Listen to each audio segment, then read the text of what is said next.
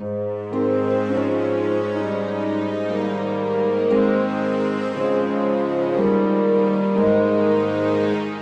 right, now being 6 o'clock, I'll call the Monday, November 4th meeting of the Board of Selectmen to order.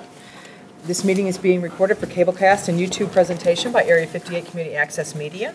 The video of this meeting is not to be considered an official public record. We have a 6 o'clock appointment with Mark Capadona from Colonial Power Group to talk to us about Plympton and municipal aggregation. Did you want to say a couple words first, or do you want to go right into Mark? Maybe a couple words first. So I think this is a project that probably started maybe 3 or 3.5 years ago, and that's how long these projects take to get to this point. So this is our first electric aggregation, and we had a little snafu on Friday where the letters went out announcing this to the public. Totally my fault that we didn't forewarn people on that. I thought there was one more regulatory step before the letters went out, and I would have preferred to kind of forewarn the public one way or another. So that didn't happen. Some discussion got going on social media, and there were some misunderstandings there. So for the first time in my 4 years as a selectman, I did jump onto the social media and just try to set the record straight. We're thrilled to have Mark here tonight. This will be recorded.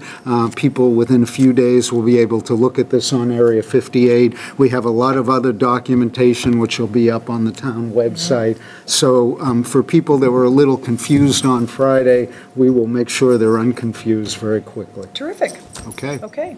Good evening. Mark Capadona, Colonial Power, 277 Main Street, Marlborough, Mass. Tonight I'm just here to announce what I consider to be a great step forward for Plympton. The town has entered into a 6-month contract, which guarantees savings over the next 6 months. So the rate that if residents decide to stay in the program would be 11.776. That's the opt-out product.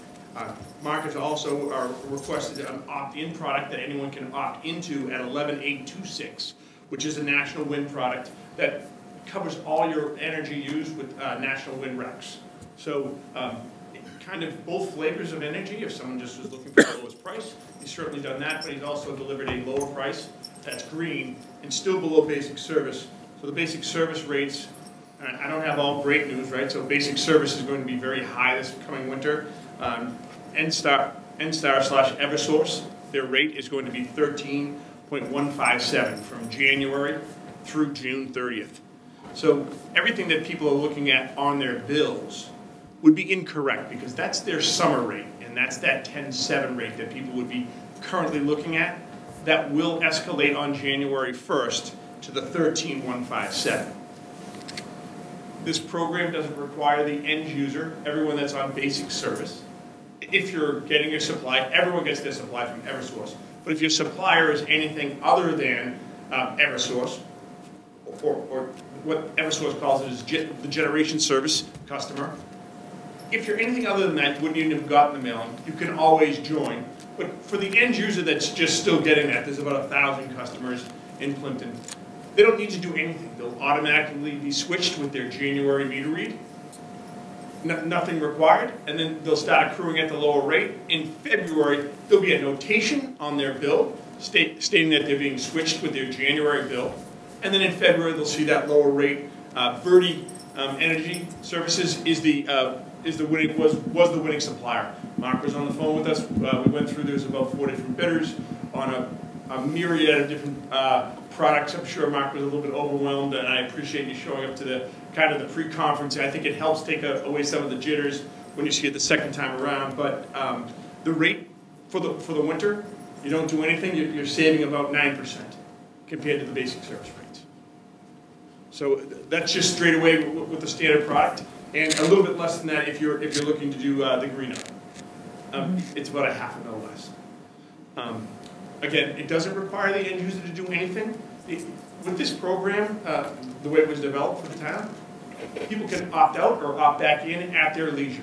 There is no fee or penalty to do so. So if someone's nervous and they wanted to opt out, not everyone, but most people will have their mailings at this time, explaining the program, showing what the rates are, giving them the decision. You've kind of brought them the decision. If they don't want to join, they simply sign that card, send it back. If they want, they can go on colonialpowergroup.com, choose Plympton and opt out online, or call us at 866-485-5858, extension 1, and opt out right over the phone. Any one of those methods gets you in or out of the program. Completely up to the customer. All you've done is bring them a choice that they haven't had in years past. In years past, they would have got the 13157, and that would have been that. This year, if they don't do something, they're going to get the lower rate until June. And at that point, I guess I should explain that. At this point, we have a 6-month contract. At some point in the next 6 months, I'll approach the town, going back out to bid, and seeing what we can do about the next leg of the journey, or the next 6 months, 12, 18, depending on if people like the program or not like the program, so forth and so on. But ultimately, the end user won't have to do anything. Let's say you decide to move on and there's an 18-month contract. It would be automatically switched to the winning bidder. That could be Verdi again or some other supplier. It'd be automatically switched. Let's say for some reason we're unable to beat the basic service price and the town decided that I'm going to abolish the program and I'm going to move forward. Everyone would be automatically switched back to basic service where they're currently residing right now. So for the end user standpoint, they don't need to do anything to participate in this program. That's kind of the 5-minute synopsis. If people have questions, that's what I came down to answer. So if they have further questions, I'm happy to answer any questions they have. So a couple, and then maybe I'll play the crank along the way. But so basic understanding: winter rates with EverSource are going to be much higher than summer rates. People should expect January through June a much higher bill. If they allow this program to go ahead, they'll save 9% over what they would have spent otherwise. That's correct. On the supply portion of the bill, that's a correct statement. Right. And there is one other option. They don't have to do anything. They can opt out at any time they want. If on March they decide the bill's too confusing, they can opt out halfway through. Absolutely. And then, so the options are really threefold. Do nothing, they'll be in at this 9% reduced rate. Opt out, they can go back to EverSource. And then the third choice, for a % or two, they could opt into a 100% renewable energy supplier. 100% correct. Okay. And that rate is 11,826. We actually have someone in the audience that may have some questions. Well, I've got a question Okay. too. All right. So the bill is going to look the same. It's just there are two segments to the bill. One is for the cost of energy and one is for the cost of delivery. We're now getting the energy from Verdi rather than EverSource, but it will be coming on the EverSource bill. So it's not going to look any different to the customers, right? That's correct. There's a single line item change. And if someone was a low-income customer, budget billing, automatic withdrawal, all of those programs stay in place. Those are all distribution side of the bill benefits, if you will, or programs, and those will continue to stay in place. If you have net metering, it will all stay in place. Okay. No one's going to lose power. Everything is the same. EverSource is still our energy company that if we have a power outage, trees down, whatever, we still call EverSource. EverSource is our contact locally. 100% correct. Yes. I'm just going to run through. So what we're talking about is the commodity, the electron running through the wire. Anytime there's a problem with your bill, the meter, the power's out, any of those, most things that people call their energy company on, you're still going to call EverSource. Right. They're your distribution company. Okay. All right. And then I was under the probably misunderstanding that once you opt out, you were out until we went out to bid again. Is that incorrect? That's incorrect. Okay. You can get back in the program. We set the program up. So I'm just going to use a wild scenario here. Say someone's uneasy, they think the power might go out at their house for whatever reason. Again, this is a financial transaction. It has nothing to do with anything power going out. So it doesn't have anything to do with the program. They say I opt out. A month later, they're talking to their neighbor like, hey, listen, I have this, and the savings is a dollar value is around $5.50 a month or so, somewhere in that range. It really depends on usage, right? But an average customer is 600 kilowatts. Oh yeah, I'm paying a little less. They could opt back in the next month. 2 months later, say, you know what, I'm not happy, and opt back out. No fee or penalty to do so. Okay. And we signed a 6-month contract. Is that because we were hoping to get a lower rate, and this was really the best rate that was offered? We didn't want to hook up long-term? Twofold. It was the best short-term rate, and out of the gate, I think Mark had just said, I'm going to make this an easy win for me. There's no risk with this. It's 100% savings. We already knew what the rate was. There was nothing. There was no risk actually with the contract at all. Okay. And I commend him. It's his first time out. He said nothing wrong with that decision, and we'll be out in the spring. And if he wants to do something longer, he feels more comfortable, we can certainly do that again. And we'll go through the exact same process in the spring, showing all. And Mark will have seen it, but it has 6, 12, 18, 24, 30, 36 months.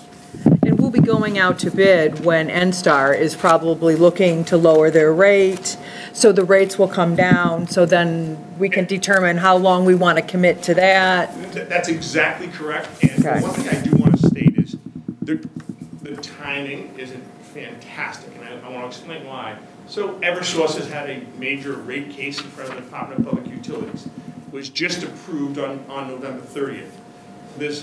It has nothing to do with this contract, but distribution rates are now going north.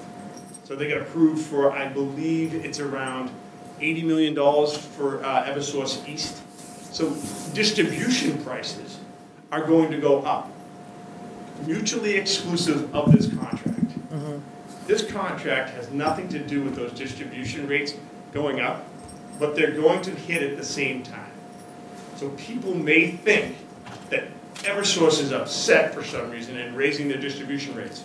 That is not. I repeat, that is not the case. It's two separate entities completely. Unfortunately, the timing is going to be the same. The aggregations start in January, and the new distribution rates start January 1.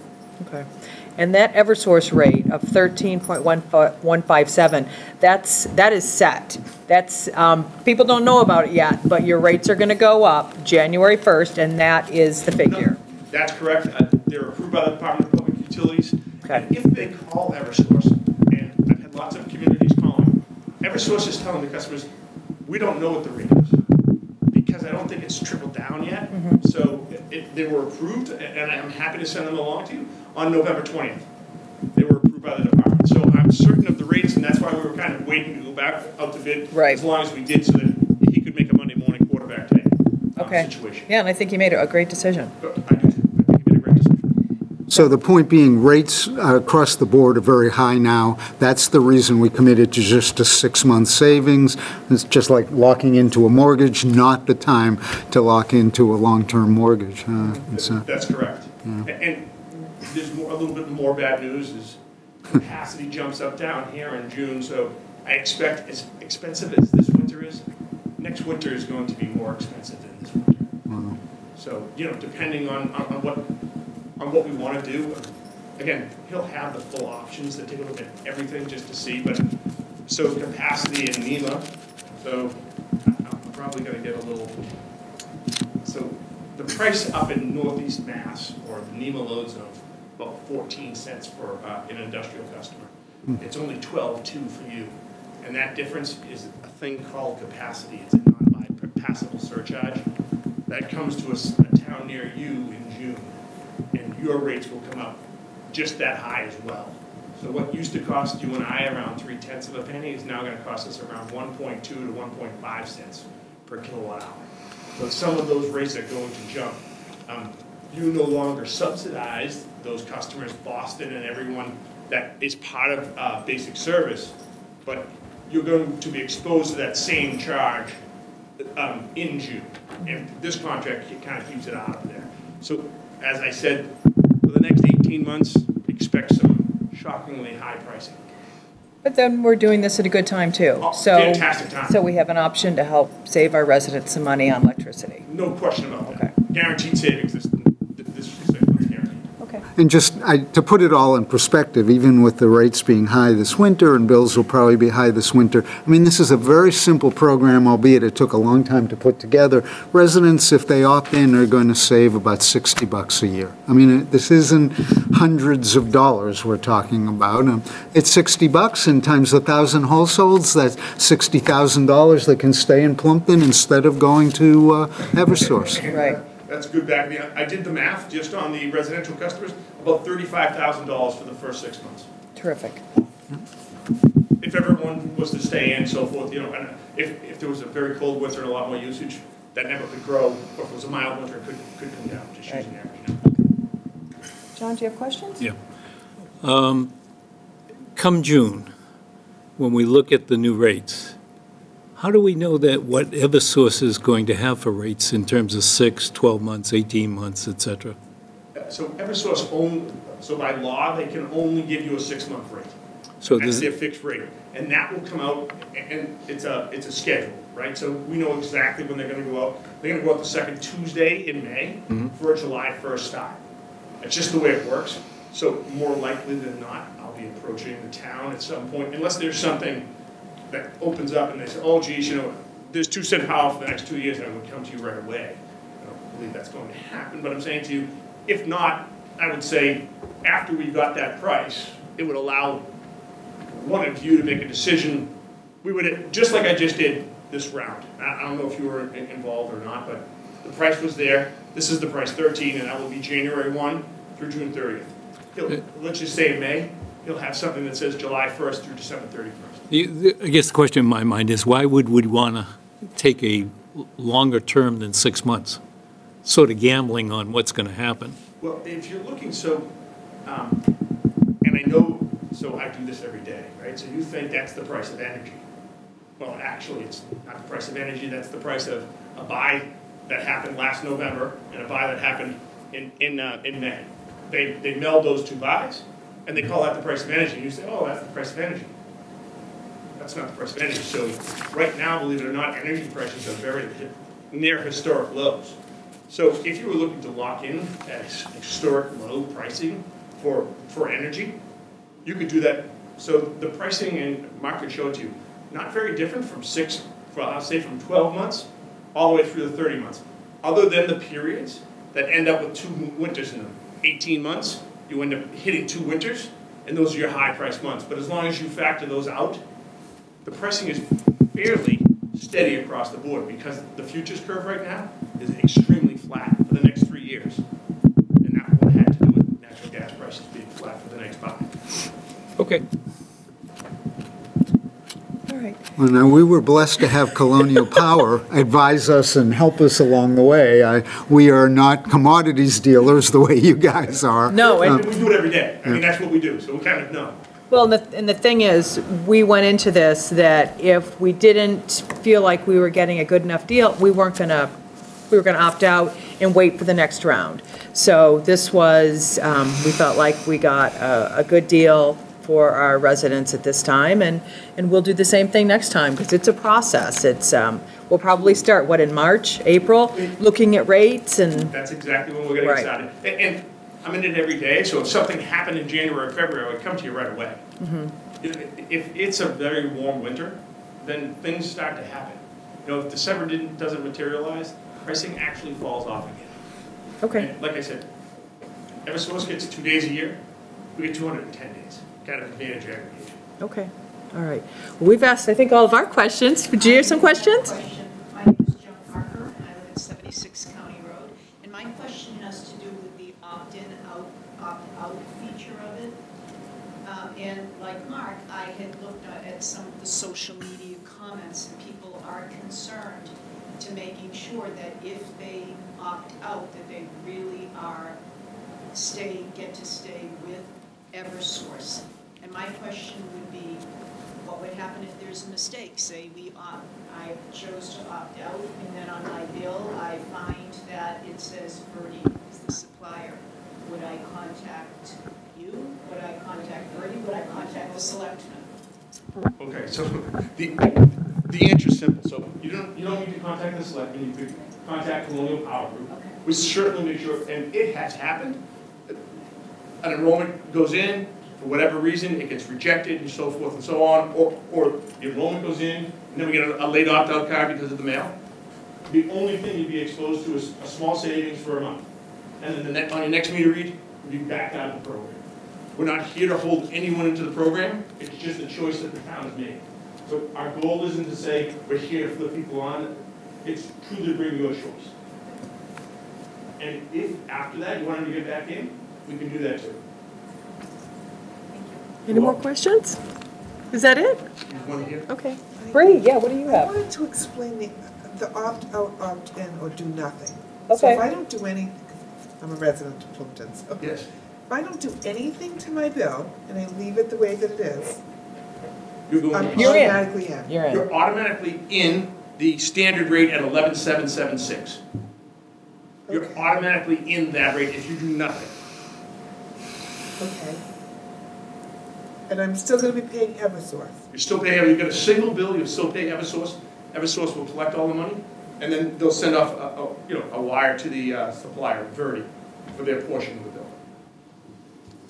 But you could choose, Bree, if you wanted to opt in to the green energy, 100% green, you could choose to pay a little bit higher rate, the 11.826. So you would have to choose that. You're automatically enrolled at the lowest rate, the 11.776. But if you wanted to go 100% green, renewable energy, you have the choice to do that. If you don't want to have anything to do with this program, you just opt out. And you'll Sign be, that card and send it back. It's simply, there's an envelope right there, doesn't cost anything, you just write your name on it, send it back. You'll be opted out of the program. and then you're going to pay the 13.157 starting January 1st. So on the first month, will everybody be paying the N-Star bill of 13, or the price of 13.157, and then the second month we see this? So the way, excellent question. So the way actually Eversource works, or all the distribution companies work, they actually give you a melded rate on the way into the program. So depending on when your meter read is, they'll just do a simple mathematical calculation, but they will change the rate on January 1. Let's just say your meter read, just for ease, was on the 15th. And the difference between the 10.7 now and that 13.1, but you have half and half, that melded rate is what's going to hit your bill. Now they just simply keep moving that calculation along. Either you have less or more depending on how much of the prior month you had, of the old rate, the summer rate compared to the winter rate. Okay. For the customer, they're going to get that melded rate, and then they're going to get the new, in February, they'll get the new Verdi rate. Okay. The town's aggregation rate. Okay, all right, so that might be a little bit confusing, and we'll have to be prepared to answer those questions. Or they can call That's correct. you. Please call 866-485-5858, extension 1. Okay, I'm sorry, repeat that one more, 866? 485-5858, extension 1. so if people have any questions about the program, should they contact you? Please call us. Okay. And please have the town forward on, that's all we do is Muni Ag in Massachusetts. We've been answering these questions for over a decade. I'm happy to make sure everyone gets the correct information. Okay, fantastic. Lots of information at colonialpowergroup.com. That's correct. And there's a big frequently asked questions page. We have frequently asked questions that'll be on the town website. There'll be some available in the lobby too. Available in the lobby, available from Bree. I think the selectmen, or I'm certainly willing to ask questions. You can contact Bree if you're not satisfied with the other answers you're getting. She'll call contact any of me. us, yeah. Any of us. 781-585-6930. 781-264-1220. What was your number again? Oh, and we have town admin also to pick on. Yes. So there's all of us to pick Call on any of along the us, way. yeah. And 585-2700. we'll get your question answered. People, it's simple. Do nothing, you'll save about $35 over the next 6 months, albeit you can expect a high winter bill. If you're uncomfortable in any way, opt out and everything will be just the way it was. So I have some things for you then.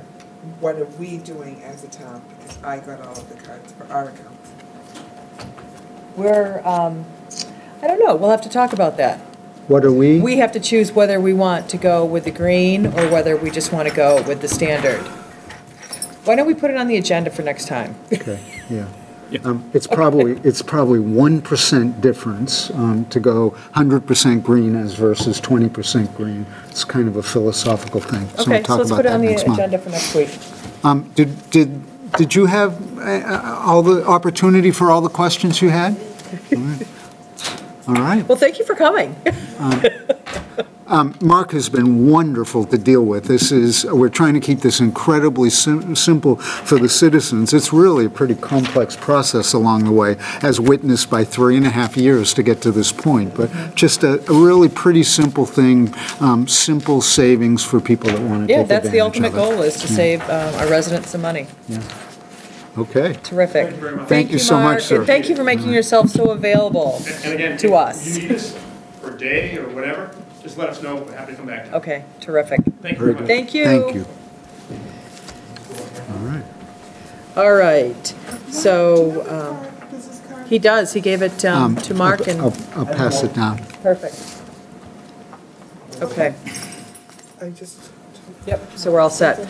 Okay, so our next topic is social media. So why don't we turn things over to Elizabeth to talk. Yeah, Yeah, get sure, Sarah yeah, go first. get Tara too.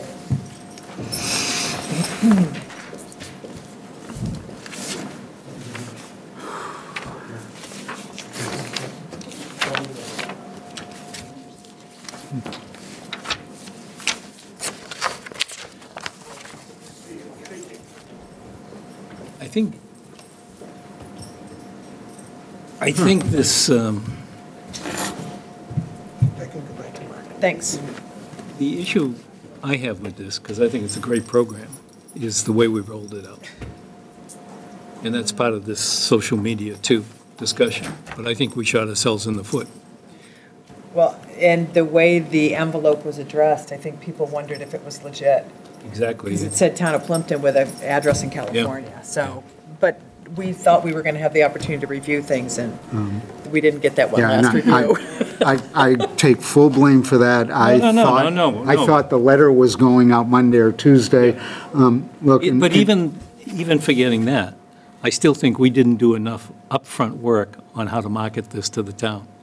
Because this is a very libertarian town, and anything that smacks of government, first reaction is, I don't like it. I don't like it. All right, Tara, so we're here to talk about social media Yes. with you and Elizabeth. All right, so why don't we turn things over to Elizabeth? Okay, so I put together a brief report. I surveyed some various towns, to name a few of them, Carver, Plymouth, Pembroke, Halifax, Lakeville, and Whitman. And all of those communities do maintain an active presence on social media. And I think given how technology-driven things are now, oftentimes when people wake up in the morning, the first thing they do is rush to check their social media page, whether it be Facebook or some other platforms that are available. So I think in terms of disseminating information, creating one general town Facebook page is the way to go. That said, I wanted to make a few points sort of for background. I am aware that the town clerk's office, the police department, the fire department do have their own Facebook pages. And as far as my recommendation to the board, I'm not in any way saying that the town page is meant to take the place of those. Those could certainly continue to exist. But I do think in terms of disseminating general town information, that having a town page is the way to go. Additionally, earlier today, I was at a meeting at Bridgewater State University, and we were talking about some of the current issues that policymakers face and things that we're looking at in the public sector. And I was there with representatives and town administrators from Halifax, Lakeville, Dartmouth.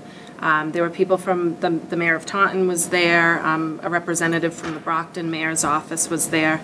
And then Tara and I also discussed it in depth somewhat earlier this evening. And as far as some of the background and kind of the sense that we're getting from these different places and sort of their experiences, in addition, I had experience with both generating and maintaining various social media accounts. Not so much in Walpole, but in Fall River, definitely. That was a big part of things. I think that there would need to be some draft guidelines that we kind of work through and then establish and to have in place. Tara and I were discussing how the town did have in place some kind of older social media guidelines, a policy, if you will. So we were thinking that maybe we could either spruce that up a little bit and kind of update it with how we see fit, or perhaps just start again and create, it doesn't need to be anything all that in-depth, but just even if it's a one-page document that just outlines some parameters. Now, a lot of the stuff and sort of what I was about to get into are more opinions based on my perspective of social media and kind of what I've seen in my prior experience. So people can certainly feel free to agree, disagree, somewhere in between. And I'm certainly open to learning about other people's perspectives.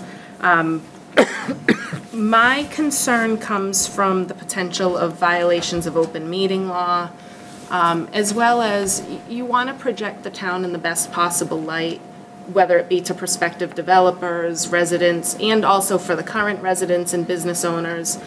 We want to continue to maintain and promote a positive image for the town. So one of my recommendations would be, if we did create this town page, I don't think that the page should interact with or post on other pages or groups that may be in existence that involve other town residents. I think, to put it simply, the page should be informative rather than interactive. And the reasons for that, and they're plentiful, but with the very basic open meeting law, you know, you don't want people deliberating on different topics. Also in terms of public records retention, anything, people commenting on a post, now that constitutes a public record. If somebody does post something inappropriate, well, what is so inappropriate that you delete it from the page versus, well, no, you need to keep and preserve that comment because it's now part of the public record. So I would just assume turn off the commenting feature altogether and just simply, you know, you put out a post, you know, due to the impending snowstorm, the townhouse will be closed on such and such a date. And then if other people, there's been a lot of talk just amongst the people, the folks that work here at the townhouse, about different Facebook groups that are in existence where a lot of residents go to get information that's important to them. In my mind, the town page is in no way meant to minimize a group like that or that source of information, but I also don't think that it should interact with that group or that being a source of information. Typically how Facebook works, once we create the page, Facebook will more likely than not alert people by way of having our page come up as a suggestion of a page for people to like and follow. Many people, I'm sure, would follow suit and do such a thing.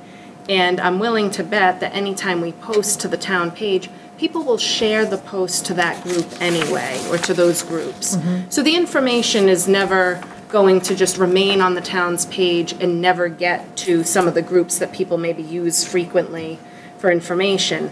The other thing to point out in that regard is that there are numerous town employees who are also residents here and who do from time to time post to some of the various groups. I know there's one that's more active than others as far as the groups go, but they'll post, so they could just as easily share a post from the town's page. Likewise, we could be in communication with the administrator for that one group in particular that contains a lot of residents, and we could just say to her, you know, send her an email, make a phone call, and say, hey, we just posted to the town's page about the hours for the townhouse because there's something coming up. Do you mind sharing that to your group so that people are informed? But I do think little by little people would realize that the town page was being actively maintained, that it was a legitimate, factual source of information, and it's not a forum for discussion, comments, anything like that. I think we should turn off those features and just simply have it give the information and then that's it. I don't think that Responding to comments, I don't think certainly should not happen on that page. Aside from the public records aspect of it, there's also, if you respond once, then you're always going to be expected to respond. And I think that from a town perspective, we need to think of the town like a corporation. And corporations typically stay above the fray. So I think that that's important, that it just be simply a factual source of information. People get the information. Now, what they choose to do with that information, if they want to share it to a bunch of groups or to their own page or comment on it, they're free to do all that in those forms, but let's not involve the town page with the commenting and that sort of thing. At least that's my individual perspective. And as I said, I'm certainly more than open to hearing other people's perspective and that sort of thing. Another thing is, I think that it would be wise for maybe myself and Tara, where she's so much of her role involving the website and everything, I think she should have access to the page as well. Maybe she and I could kind of take it on as sort of a team approach and actively maintain the page. And if the board did want to pursue it, but maybe you wanted to proceed with small steps, we could even do something where both Tara and I review a post before one of us posts it, just as kind of an extra check, at least for where it is sort of new territory for the board. We want to make sure that the intended message is getting out. It's very easily for people to kind of misinterpret certain messages, so we want to make sure at least to start out with, until we have our feet under us and everything, and kind of see how things were going. I don't think that hurts, for Tara and I to be in communication, say, oh, this is what I'm about to post, and just read it to one another. Another important thing I think to point out too is that the town's website is really good. It's actually very user-friendly, and I think that Tara's been doing a fantastic job wearing her many hats and kind of maintaining that, and trying very hard to keep that up to date. And I think that the website is something that we should be very proud of.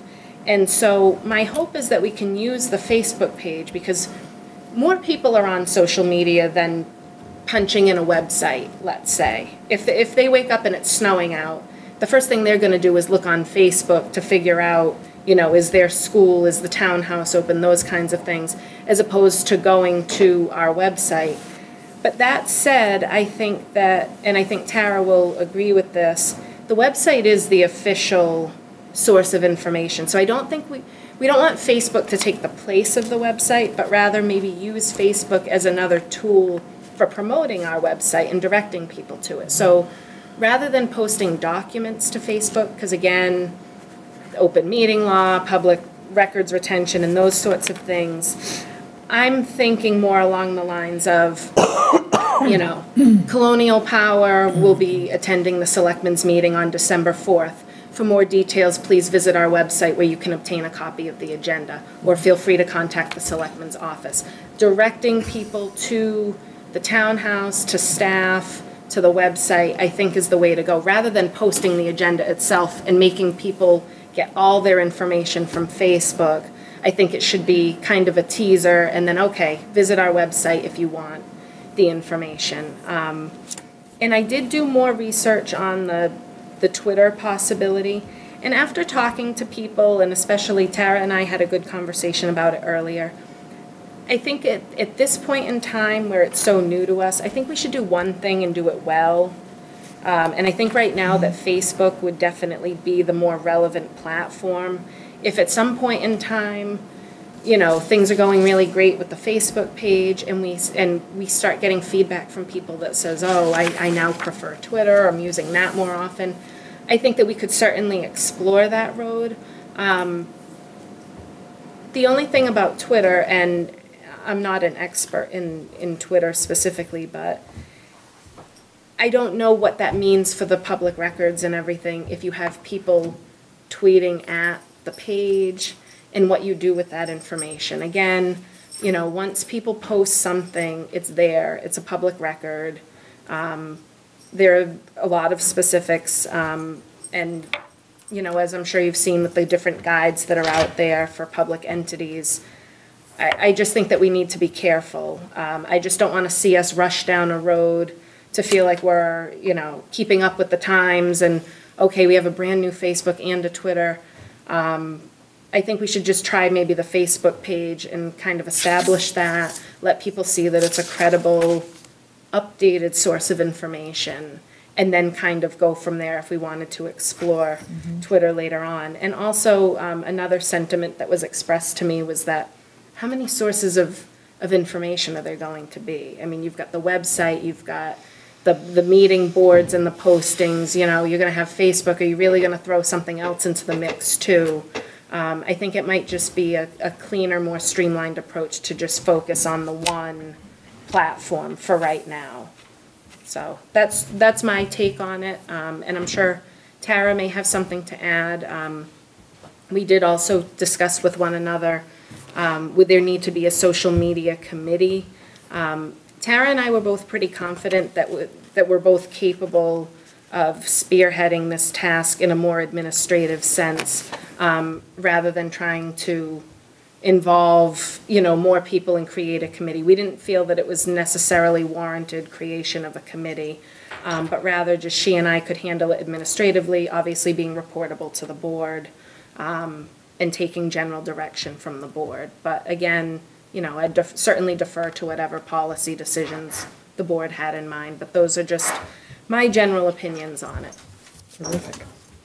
Tara, do you have anything to share? I do have some input. I did make a town clerk's Facebook page, and I started that in 2014.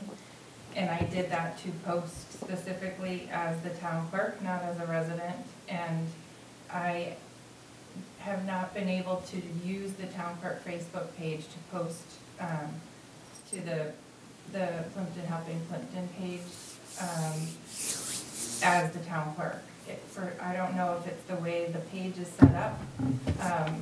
It's a closed group, which already sort of insinuates that there's somebody managing the page who can decide what is done to the page and what isn't done to the page, and that's a little bit of a public records and open meeting law nightmare for a town clerk.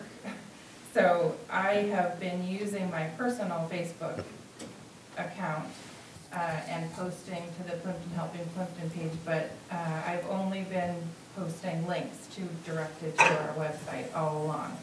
And I've learned that within the body of the news or announcement, if I type the information in there on the website, that's what people get as a notification right when they click on it. So it's up to them if they want to go deeper into the post once they're directed to the website.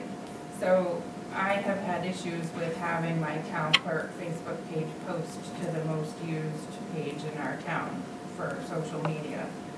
So I don't know if we need to speak with the administrative person for that.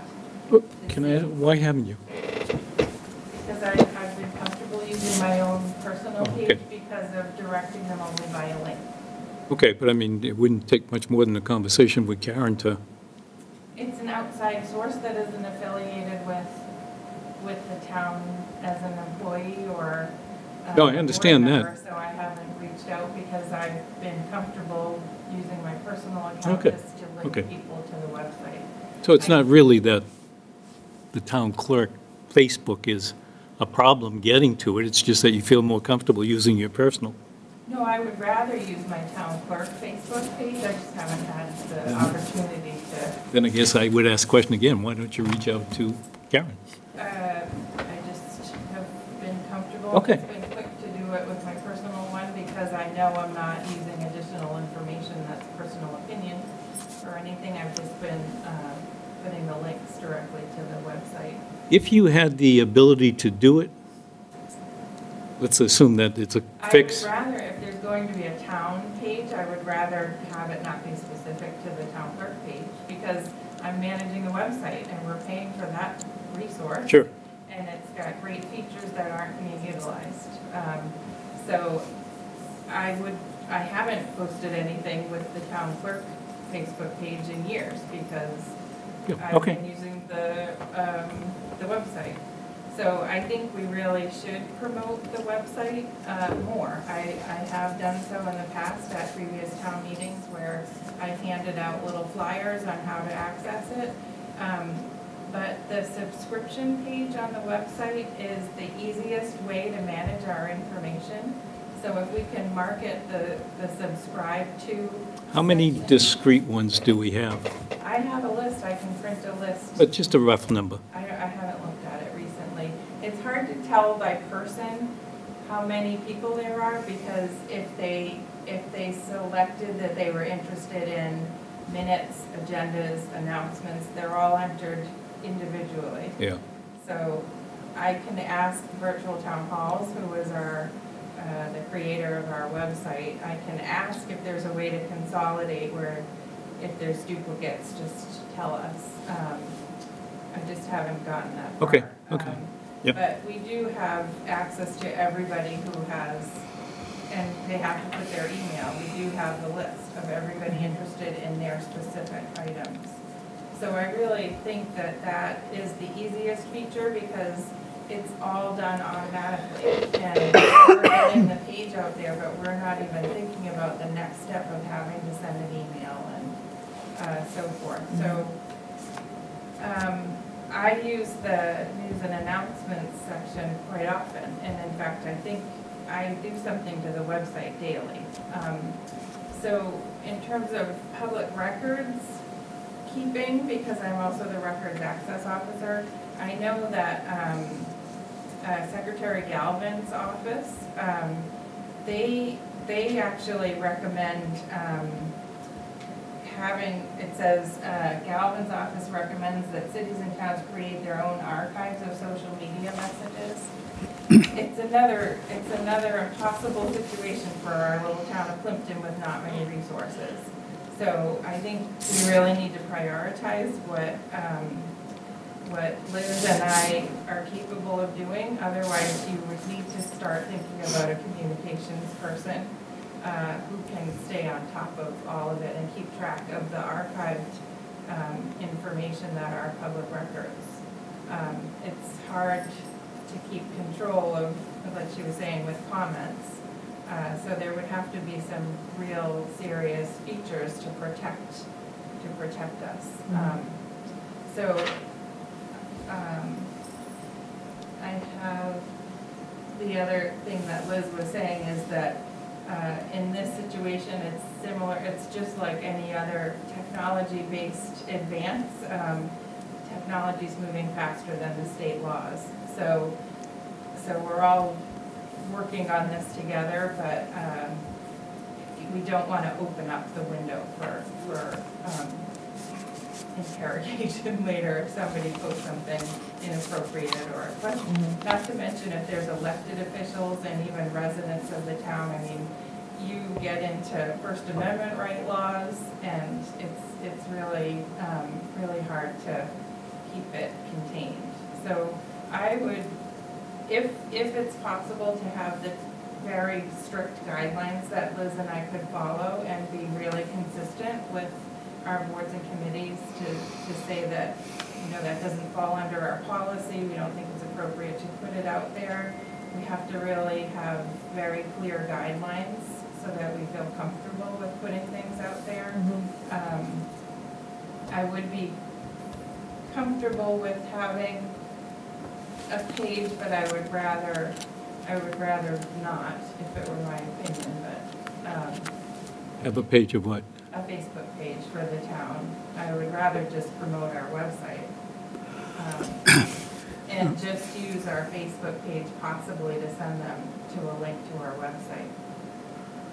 Well, it sounds like that's what Liz's attention is. Like what you were saying? Yeah, like the right now, town all had I one do and then is, just I put have to it use in. my personal one, like I said, just because I haven't been able to post as the town clerk Facebook page to the Plympton Helping Plympton page. So when you put the link in, it automatically puts that window that directs you to the page on our website. So I don't usually comment or anything, or I'll just say, please see the following link to our town website where you can find this information, also in the news and announcement section.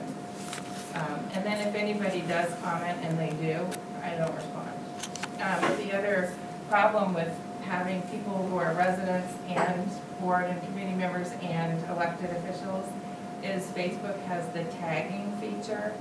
So when it's hard to be in a small community working and living in the community, and then you get a tag, somebody tags you, and at any hour of the day and wherever you are, if you have a notification on, you get put into your official role as the town clerk or whatever board you're on. So it's an uncomfortable situation, in my opinion.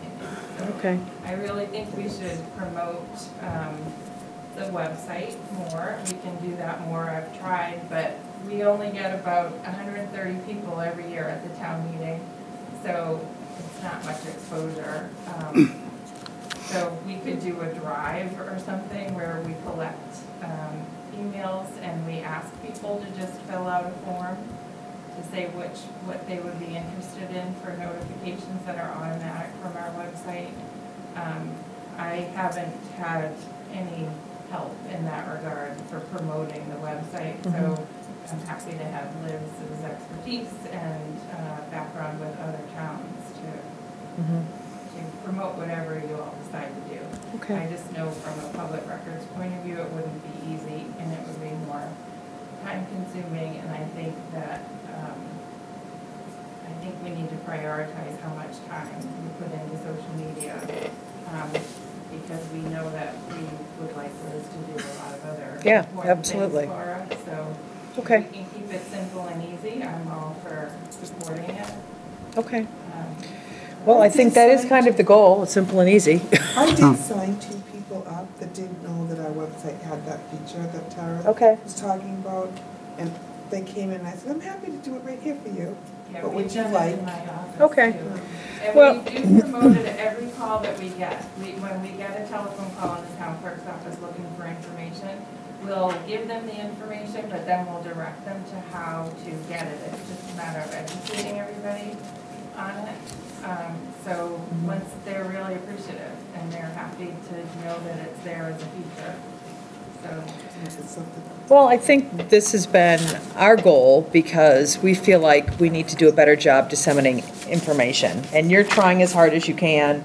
We try, we ask for volunteers, we promote topics that we're going to be talking about, and then people still say, I had no idea you're going to be talking about that.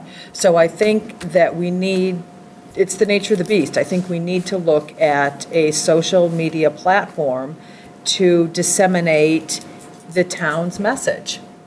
And I like your suggestions, Liz. I think we do need to keep it simple.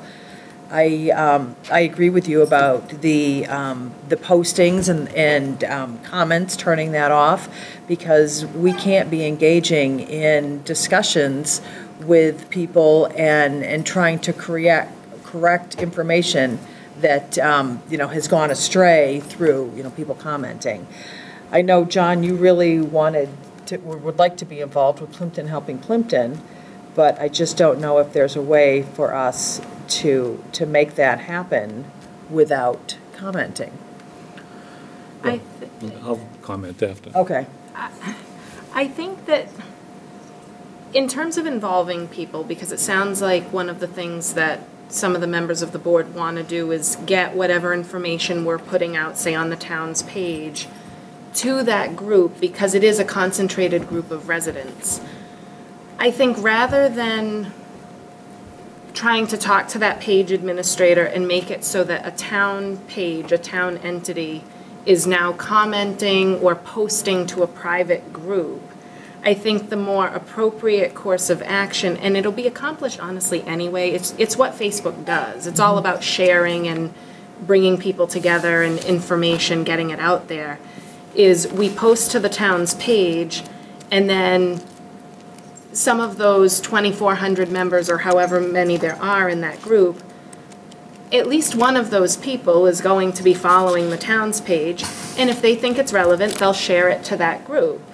And I think over time, as the town's page gains followers and everything, people will just naturally, they'll see that come up in their news feed.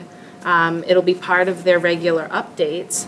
And if we wanted to really ensure that the message gets to the Plympton Helping Plympton group, I think that's great. I respect that as a source of information where residents go.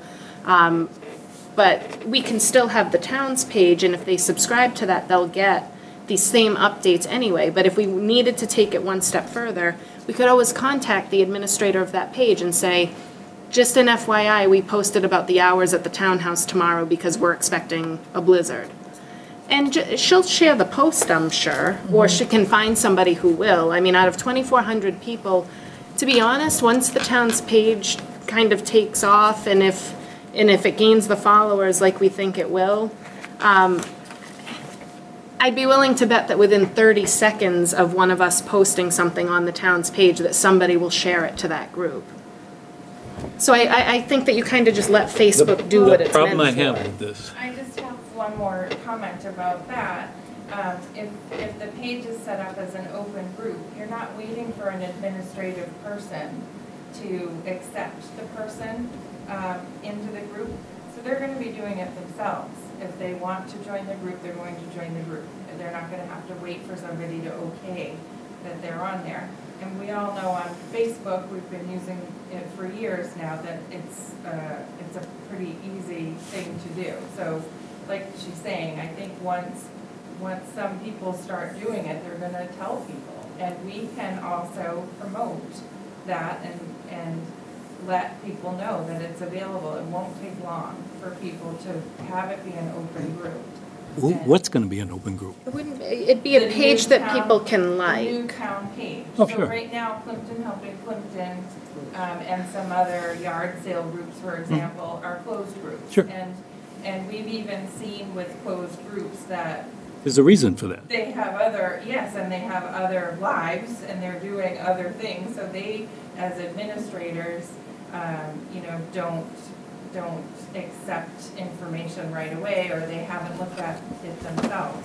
But with us being able to manage an open Facebook page, it's sort of live. Everybody can just look at it and click like, and then they immediately get the updates. So you'd get updates anytime you posted something after someone liked us. They will get the update You'd in get their the news It's update. almost feed. live, it's almost, and then also the share button. And Okay. it's not limited to just Plympton residents, No. correct? Okay. No, anyone that goes on Facebook would be able to see the page and they could like it. They could follow it and not like it. They have different options. You can either like and follow, or you can just like, or you can just follow. But it's not a group. So like Plympton Helping Plympton is an actual group. This is just simply a page. Just the town's page. It's just a page, and they can like it, or they don't have to like it. They could also just keep going to the page if they didn't want to click like. But it's just there. And if you do click like, then the stuff would automatically come up in your news feed. All right, go ahead. Several comments. Number one, I think we ought to let Elizabeth run with this and see what happens. And I think the team of Elizabeth and Tara would be excellent. I love the idea of no committees, but two talented people working on this. We're putting our foot in. I know John sees the benefits of Plympton Helping Plympton. I think we could do that as a next step if we're not happy with this. I think as a society, not to get into too philosophical an issue, but we're driving ourselves crazy with multiple sites to get information, and if we can narrow it down to just a few, I think that's helpful. A couple things, bullet points that came up at the Massachusetts Municipal Association. The public information officer from the town of Framingham, who apparently spends most of her day on this, a couple of nuggets. She highly recommended Facebook. She did note that it's really good to post 2 times a day. that it's important for the algorithm in ways that I have absolutely no idea. But the real key on that, and you guys have touched upon this, is that every post should refer the reader back to the town website and post there, because I think that's the key. This is really the entree, the doorway into that, and that's really what we want to do. And then just the one other thing, she noted that posts with graphics receive 300 times as many hits as those without graphics. So, you know, we're all drawn to pictures, even I if thought it's... dogs. Of dogs? Yeah, when I went to dogs. the MMA, she said dogs. Yeah. Those get the most hits, Oh, pictures visual. of dogs, Yeah. Dog on my licensing post. The first thing you learn is, So my last point is, I mean, I think, you know, we can put our toe in and give it a try, and let's run with it and see what happens. I mean, we're not committing to anything, we're not spending any money, we're spending a little bit of time, and if we find it, you know, there's something idiosyncratic about this town, then we can try something else. I was also, one of the other things, just to touch on one of the points that you made, because Tara and I were both looking at one another, as far as the size of the community and the amount of events going on, I don't know that we would have anything relevant to post like twice a day, but I think maybe once a week, depending, or if there was something big going on, maybe like every day, like leading up to a big either meeting or a public hearing, or when the tax bills are due, things like that.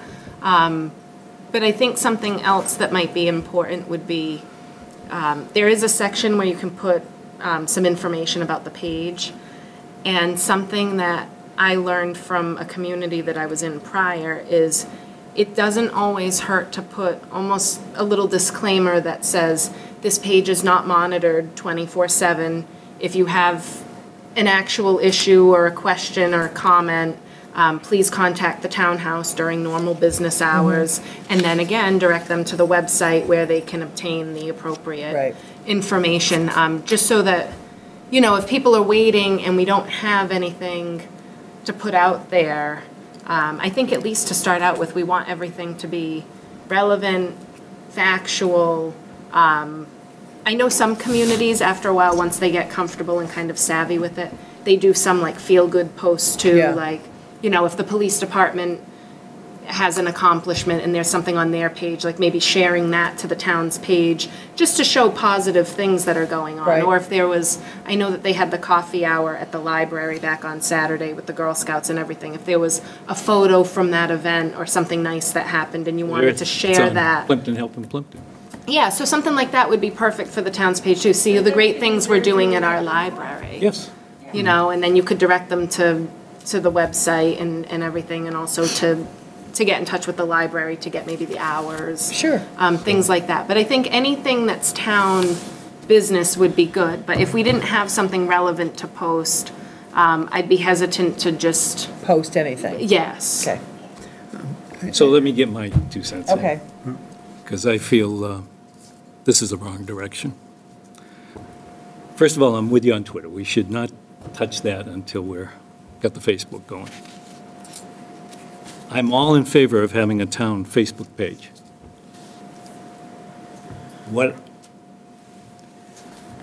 success is in my mind is that, in fact, as we reach out to people, that we involve a greater part of the town. Cable doesn't do it. If we have 50 people look at cable, that's a lot. In a year. Any week. Any week, there's probably 30 to 50 people who might go on to it, maybe less. If we put a Facebook page out there, we will build over time. But I know you gave me a list of the email people, the people who signed up. I doubt there's much more than 100 people. Last time I looked at it. Yep, I can find it. Yeah, and I just eyeballed it. But we'll just keep promoting that and Sure, promoting but the other page. there's this other vehicle that has 2,500 people. A closed group that's only Plimpton-oriented. Not all the people in it are from Plympton. There's people who moved away and want to keep in touch. So my issue is, as I look at other towns, take Halifax. Charlie Seelig goes on to Halifax Local, which is their Plympton helping Plympton, and posts you know, there's going to be something going on, and, you know, to me, that's what we should be doing. It should go on our website, it should go on our town Facebook page, and if we think it's something that should go to a broader group like Plympton Helping Plympton, as long as it says the same thing, we haven't done anything vis-à-vis open meeting law. We haven't, it's exactly the same. Once we get it one place, you can say it here, as long as it's word for word the same. That's where I would like to see it go until we build up the links. I'm also very afraid of this idea that we don't do it, we go to somebody else and ask them to do it. Boy, once you send a message over, you better make sure the messenger understands what you're about. Because we've already seen with this aggregation, the message got out there. It got out there quickly. And some people that I know that I respect had a very negative attitude. I didn't think it was going to come that way. You know, we're always going to have people who will get on, they don't like town government. They just say, it's not necessarily us personally, they just don't like town government. And we'll always have those comments, but we shouldn't be intimidated by that. You just ignore them. There's probably 5 or 10 people that'll do that. Most people are looking for information, and they want to get it in an easy way, and they believe their peers more than they believe us. And there's the key, is that we don't get to control Plympton Helping Plympton, and there's a lot of misinformation that goes on there. This, we get to control, and But if we you're putting the same thing in 2 places, how is that we're not controlling it? Because I think we want to drive people to the town website, not necessarily to Plympton Helping Plympton. We can still do that. We can, every time we say, we put something on, we link it to the town website. I get that point. I don't understand your point, because in my mind, what we're going to do is we're going to build a Facebook page that'll probably have 300 people, if we're lucky. I don't agree with that. I don't think so. Right now, maybe right imminently, maybe that's going to happen only in a short amount of time, but it's not going to take a lot of time for the word to get out that there's a town Plympton Facebook page. And like Liz was saying, there are people who will share it to Plympton. Right, and you better hope they share it the right way. Well, How can they not share it the right way? It's one message. Well, all they take a do is look at- press the share button and it automatically. It is going to happen with, we all agree with you with what you're saying about how there's 2,500 people on Plympton Helping Plympton. But right now, and I have been the person sending people to the news and announcements page on the website, and if we have a Facebook page, and we are able to manage it without having comments that would possibly jeopardize. Yeah, you're going to shut off the comment features. Yeah, I mean, so if they need to make a complaint, or if they need to comment about it, they'll do it here in the correct forum. They won't, because you've shut off the comment page. No, I'm saying, right, they're gonna have to do it in the proper. What's the place. proper? In a Board of Selectmen meeting, or. Look at the people who are here. We had one person come in, and yet this aggregation is getting a lot of talk. The people aren't going to come in No, here. we're saying we're not gonna eliminate Plympton Helping Plympton. I understand that. So I don't understand what you don't agree with. We're going to have a Not Facebook, happy with. we're going to have a town Facebook page. Yeah, We will not allow comments to come into it, right. okay? It's only outgoing. Yep. We're going to expect people to come to it. Yep. The discussion, more than likely, is going to take place on Plympton Helping Plympton. Probably so. Sure. Yeah. Somebody will share it. Right. But That's then at that okay. point, The let point them is, run when with they it. share it, if they share it to the extent that says, the Plympton has just announced a new aggregation policy, it sounds like another thing, we're automatically rolled in, government's taken over. That's the way it can go. Rather than, we go out and we put it on the website, we put it on the Facebook page, we put it out to Plympton Helping Plympton and say, this is what the Board of Selectmen or the town has agreed that makes sense. For more information, go to, and you redirect them. But we start the way the message goes out, rather than waiting for somebody else to start. People are gonna start commenting But that's all right. They're going to do it anyways. We should not be commenting. It's a public records We're problem. not commenting. How can, I'll tell you what happens, because I've done it. I've posted something on the website, or they've heard it from somebody else. I've seen comments with misinformation on it. Instead of me saying a word, I'm directing them, I put a link on the page back to our website. So that is what we're going to do. no, we're going to wait for somebody else to do that on Plympton Helping Plympton.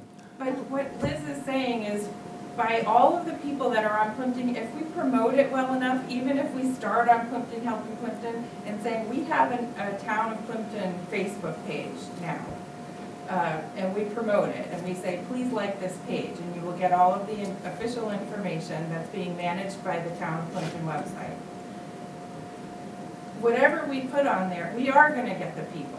We're going to get as many people. I mean, like Bridget was saying, it's not just Plympton people. The people who are active in the community will like the page for the Town of Plympton Facebook page. Do people know that there's a meeting tonight about this? I'll give you a great example. They want to sit behind this computer and complain, or positive, and someone's trying, but no one came to tonight's meeting to find out the truth, to find out what it was. How did they know there was a meeting tonight? There's a meeting every Monday. No. How did they know there was an aggregation meeting tonight? I sent a message. He sent a yesterday, message on and the I link. had it on news and announcement on the website, and I put it on the Plympton Helping Plympton page and said nothing more. I said, this is what. Why can't we do that with anything we put on the website that makes sense? Why don't we start the way that Liz has laid out with Tara? Because you've already predetermined what the end point is. And my feeling is you haven't done enough looking into what other towns have and what other people might say. I don't think that's true, and I think that we need to have our own social media, our own Facebook, No and problem. not legitimize a private group. We need to stay on task with the official message, and however it gets turned and churned, it happens. That's the reality of it, is people talk, people love things, people hate things. That's fine, go But ahead. We're saying we're all agreeing. Why can't, I'm not sure that we're very far apart. It sounds like we're much farther apart than we are. If we create our Facebook page, can't we, every time we post on that, send something to PHP saying, we just posted on our Facebook page? That's all you're asking for. And Yes, They but can they'll comment know against it. anyway. I know, but- And also, too, you have town employees who are also, like, But- John's a member of the group, he could just send a specific but link to our I think- But Facebook. I don't want to be nor should we want And other we'll people just- posting our We could just tell message. Karen Foy that we have a new town Facebook page, could she please like the page, and if she feels it necessary, share any posts, but everyone's going to do that anyway, that's what Facebook does. Yeah, but why can't we, just because John's very passionate about this, I think we're all kind of missing a little piece of it. I mean, if whichever of you posts on our new Facebook page, can't you at the same time post on PHP and simply say, there's a post on our town on our town? Well, so the way PHP is set up, I believe, I don't know that much about it, but I don't think that official pages, like whether it be a business page or a government page or whatever, have the ability to post inside that closed group. So you need a regular citizen to do that, to get the ball rolling. Well, we need to, Or Karen could do it. So, I mean, could follow. Bridget could go into PHP, and the minute we have the page created, and say, hey, the town has a new Facebook page, follow it, and just put a link to the page. It's not, as far as though having the town's page either post in anything in PHP, everybody that I talked to, even today at the meeting, Charlie was at the meeting today, and his words to me were, quote unquote, don't stay above the fray. As far as the town's page was concerned, he posts to the locals group over there because they don't have a town Facebook page. And I think as far as PHP, it sounds like it's a very positive group. I don't know anything about the group, so I'm certainly not commenting on the legitimacy or anything to do with that group. But I do have experience with other private groups that get created on social media. I've seen it in other communities I've worked for, And I think it's important that the town, as a professional entity, not necessarily legitimize that. Let other people share it to the group, let that discussion evolve or devolve, however it's going to.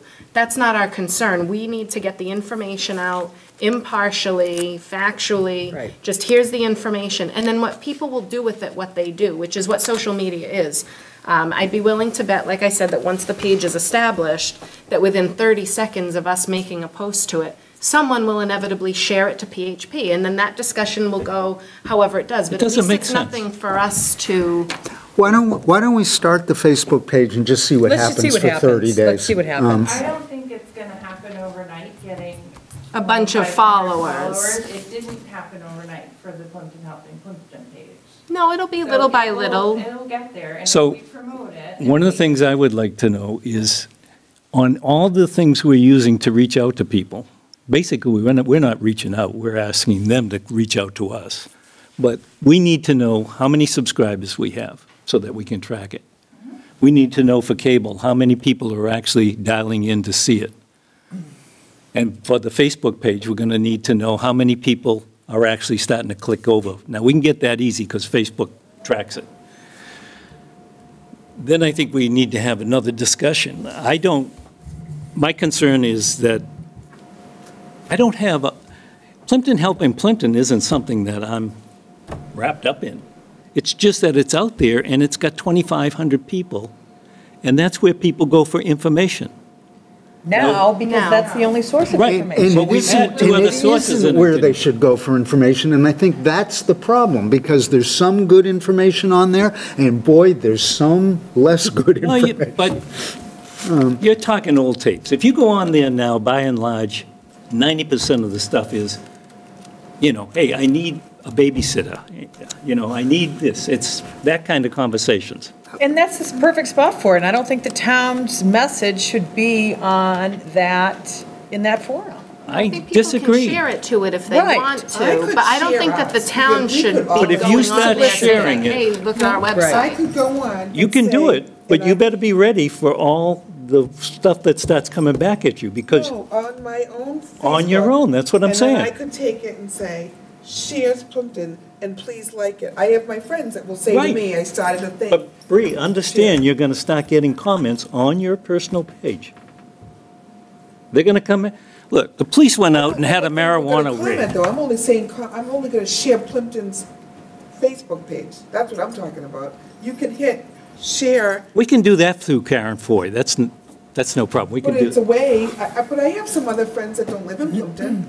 I have friends that live in Kingston, Halifax, Pembroke, Marshfield. go ahead and share it. And Yeah, to share, sure. like, oh, we start, there's, hey, Yeah, so Plimpton I formed think, a. I think we are gonna get the followers, and we're gonna get, followers who are, I have a perfect example too. I have seen over the years comments on the Plympton Helping Plympton page about something that's gonna come up at the town meeting. And the most active people commenting about issues, whether they're for it or against it, or vote for this or don't vote for that, or the people that are really active that you expect to see at the town meeting because they're so vocal about it and passionate about it, don't show up. Sure. So I think it's fine for them to do that there and talk and get their information out there, have it corrected by other people. In some instances, we have some past board members who are very knowledgeable and they're not affiliated with us anymore, but because they've had a history with the town and working on other boards and committees, they do give the right information, they correct people, and it doesn't put us in jeopardy. But we're not in jeopardy anyways. That's my whole point. If we put things out that are on our website and on our Facebook page, word for word, then how are we in jeopardy? When But we people don't even comment, have to So be what? in jeopardy if we So can what get if they them to comment? the other page. if We it's will on our eventually get all of post, the then it's people part of our that you're records. talking about. Madam Chairman. Why No, don't we it's just- Why not. don't we just start with what we've gotten? Why don't we start with small, see what happens, and then go from there? Because I think we're just kicking it here. I think we're all in We all are in agreement we need social media. I think we we're just all have to in figure out as we go. So, I do think Can I make a motion? Absolutely. I make a motion that, that Elizabeth and Tara put together a town Facebook page, that we delay the decision on our interaction with Plympton Helping Plympton, but that we put our foot in the water, get started, and then revisit this as we move along. Right, based on the recommendations that you currently have stated here. Yes. And I would like to also get in touch with Karen, just about just making sure I'm understanding it correct, that I haven't been able to use the town clerk's Facebook page to post to that. And is that because of the way the page, Plympton Helping Plympton, is That would set be up? a great thing to do. It's a quick thing, it's just that I haven't taken the time to do Okay. it. Just part of my motion is that we absolutely positively are keeping on the radar screen John's concerns, and that we leave open the option of being more involved, but that we simply get started on the superstructure for this and then deal with this Absolutely. more You can put a down the road. timeline if you want, so that we can gather some information to revisit it I- after we give it. Yeah. I would like to see a small committee to address, right now we have the police going out, we have the fire going out, we have the library, we have the highway. Separate entities. Right, but they're part of the town. I think we ought to rationalize whether that goes through the town site, or whether they keep them, and what's the interaction with them. And I'm not saying we need to figure that out right now, but that's why we should have a small policy committee to just, one, we ought to take a look at other towns. I believe in best practices. Go out, find out what other towns are doing, who's doing it well, and then plagiarize them. Auburn is doing it fantastic. Yes, and a lot of the towns around here too that I looked at, they have a general town page, and then there are a select few departments who have their own. Most of them, the schools have their own, police, fire, Right. library. I've seen a few town clerks' pages. I've also seen a few, like, community development, economic development pages creep up. So some still do that. If it makes it easier, I have no problem contacting both fire, police, the library, and letting them know that we're setting up the town's page, and maybe just opening up some dialogue and saying, I think is you all oughta- the information getting out there? The town's page could subscribe to the library, police, and fire, so that we know when they post things, and we could share some of their posts and kind of build off one another's followers, too. Well, I think you ought to have an agreement on how that works. You don't have to have a day one, Right. but over time, you Right. need to rationalize how it all Right. fits together. And I Okay. think we could do that. I think All you right. need to also meet with Adrian from Magnolia, from Maya, regarding insurance. On social She media? said, are we doing Okay. anything on social media? So she can come in and speak. Okay. Have someone who maybe Okay. I'll give you more Okay. information. All right, so we have a motion to have Elizabeth and Tara work on creating a Facebook page with the stipulations that you've got on your recommendations here, basically no commenting and that at this time. I'll second the motion. All in favor? Aye. Aye. Opposed? No? Abstaining? Yeah? Okay, and one abstention. And then why don't we revisit this, do you want to revisit this like in February? Yeah, I think that's a good time What's, frame, and let's see where we're at. happening with followers, gives you a chance to talk to the other Yes. police and fire, and, okay. That sounds would- great. I would Karen? hope that there's that big view too, to the point that John just made of all these different sources. We need to We tie do this need to together. tie We them need to together. all be tied I mean, together. I'm in town government, and I'm a little confused at where all this stuff is coming from. So I love That's a that- fair point. Yeah, that we get this consolidated, and I think the town website is the place for that to happen, is that rather than a citizen wondering, do I go to PHP, do I go to Twitter, do I go to Facebook, that ultimately, hopefully, we're training people where you go first is the website. website. All this other stuff is the funnel to get people to the Yeah. get website. into there. And it Okay. might help too, talking with those other entities too, and seeing if they could do a little bit more as far as promoting Okay. that streamlined communication. Awesome. Okay. All right, so Okay. you two ladies have your work cut out for you. Well, I'm happy I have a partner. Yeah. Because, just on that note too, this has been, sort of volunteer efforts on my part around my regular job responsibilities, so at certain times of year, I'm much more busy when it has to do with just budget time, elections. So we may have to work together with, you know, who's doing what. So I'm happy to have somebody helping though. And I have a lot of information to share with her about the website, so. Terrific. But virtual town halls is very receptive to calls, and they help me immediately.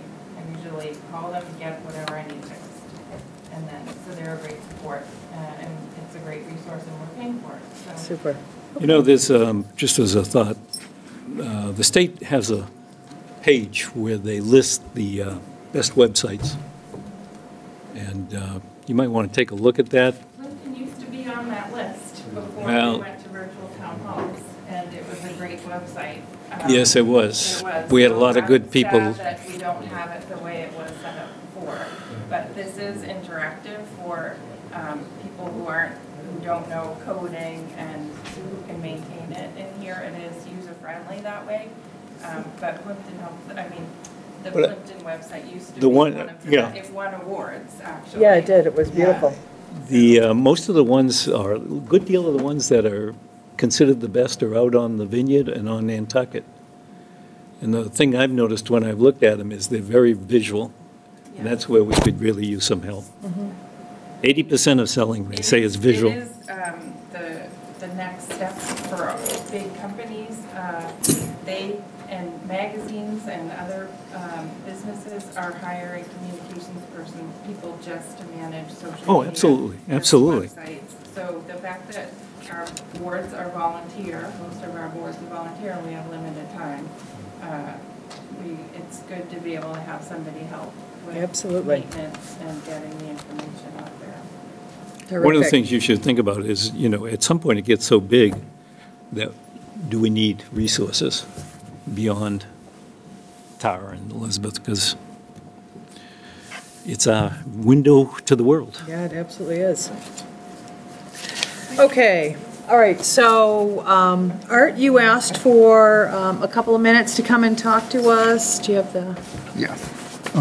did you want to introduce this as correspondence? and- All right, so in correspondence today, in the mailboxes, the town mailboxes, was a letter from a town citizen to Plympton residents with comments from Jack O'Leary about the 5-acre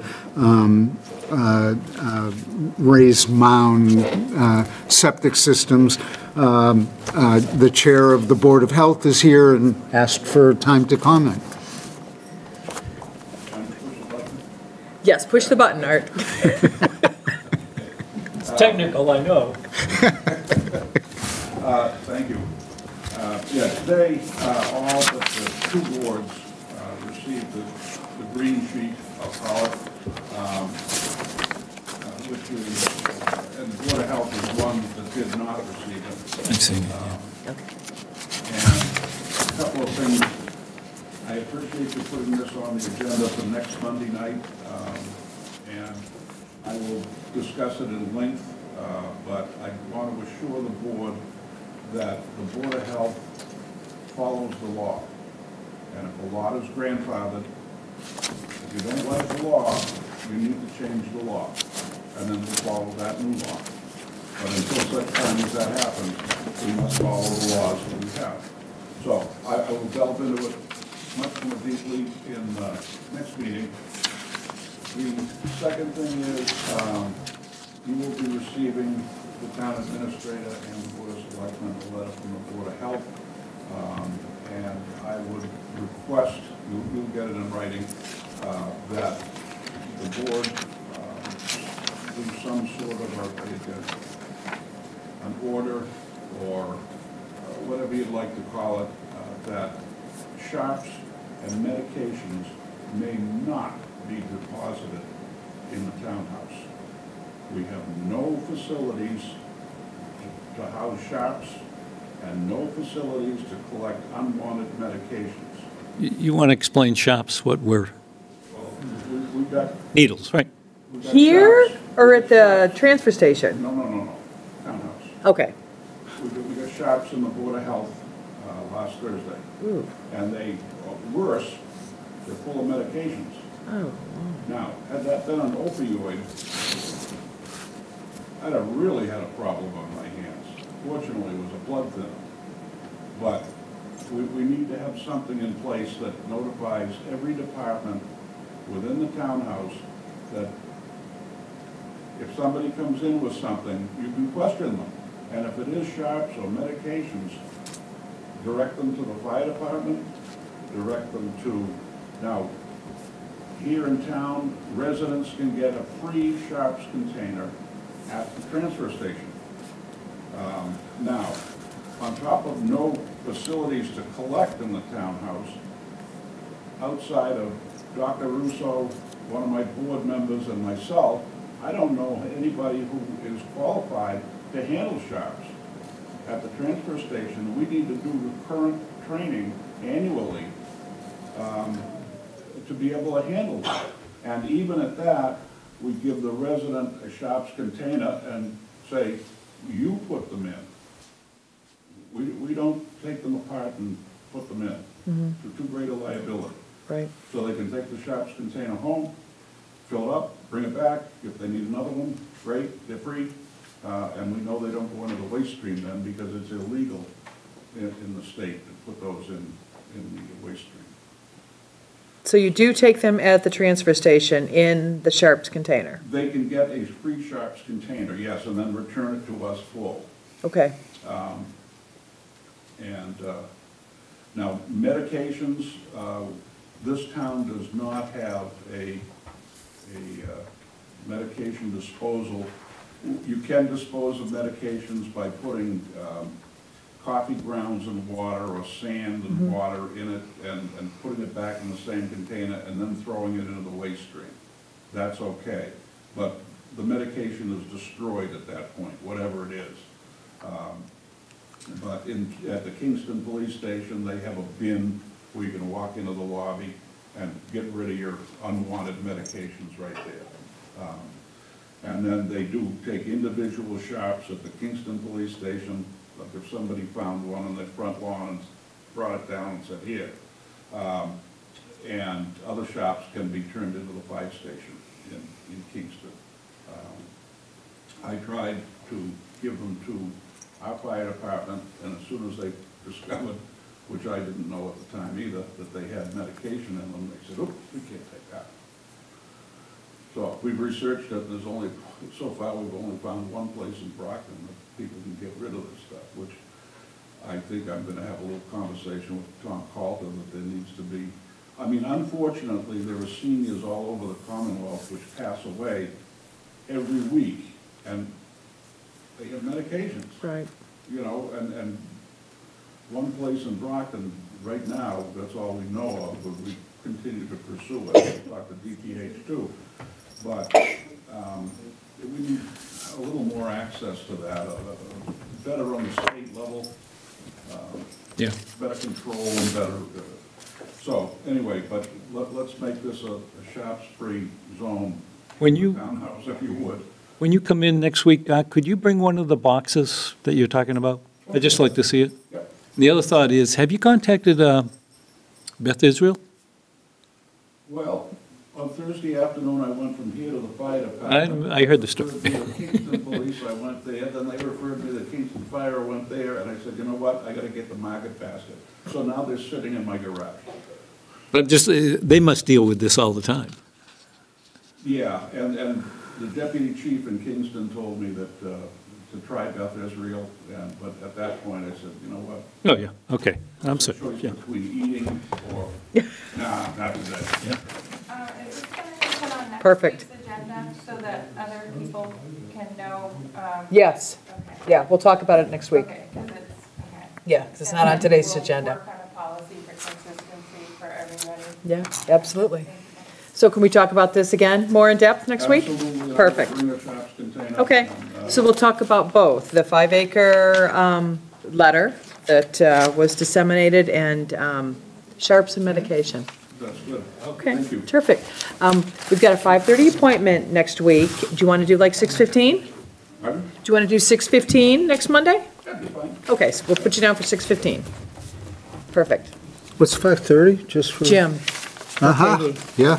Okay, No, perfect. it's the fire, isn't it? No, it's Jim O'Cahey, Oh, is it? yeah, on the 11th at 5:30. Okay. Perfect, okay. All right, thank you, Art, very much. Thank you. All right, so fire and EMS, actually, Green Communities, application status. Anybody? Well, we've got a meeting tomorrow. Yes. With Yes. Seth? Yeah, with And Seth. Lori Muncy from Perfect. OCPC, so Hopefully we'll hopefully, come out of that with some sort of a plan. yes. Yes, Awesome. hopefully Lori leaves with everything she needs for the submission. That would be wonderful. I hope you got it then. I think we should check with Bree about, I think she was waiting for the fire department to send her something. Did they send you anything On the for the vehicles? green community? No. They're my only outstanding one. I have the highway Yeah, I saw your fuel and reports. the police. Okay, And then I messaged Warren when he said what I needed. He may have, and it's in there now, I don't know. okay. When I Have left. Copy John when you do that, too.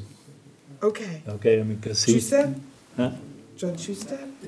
Is that how you pronounce his Yes. name? He's the Yes. 5 foot? I asked them both. Okay, good. Okay. That's good. who it went out to. Okay, because, and I would tell him that you need it tomorrow morning because Seth is going to be here. So, Okay. and we'd like to have him leave with everything so that we're done with this Green Communities report. So I'm sorry I Okay. had to walk out. Could I get a little update on the creek you want- and sneeze? I couldn't- I wrote it down for You're gonna- Thank you. you with what's on next time and when. Okay. Just kudos to everyone that's worked on that. We were way behind on that, and it took a lot of time, and you guys work hard, and We were just thank 2 you, years thank you. behind. Bad. All right. Fire and EMS consultant, MRI. Any updates? The only update is, did we get something for legal? Warren's asking for some legal. Yes, but it has to come through his correspondence. All right, and it's so we'll not take it on up the- then. Other than that, no. Okay, perfect. All right, outdoor recreation plan. I sent all of you guys the link to the site. There's a lot of interesting grant opportunities there. Unfortunately, none of them are 100% funded. Looks like they're all matching type funds, but really a wide variety of projects. When did you send that? Just so I Last can week? dig it out again? I remember Yeah, seeing it, and I want to Tuesday, get I back to it.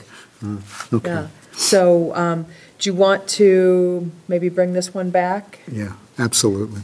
the outdoor recreation? Yeah, which, we used to have the, what do we call it? The sheet, the task sheet? Yes. I think we better get that one going again, because Yeah, it we worked got a so lot of- well.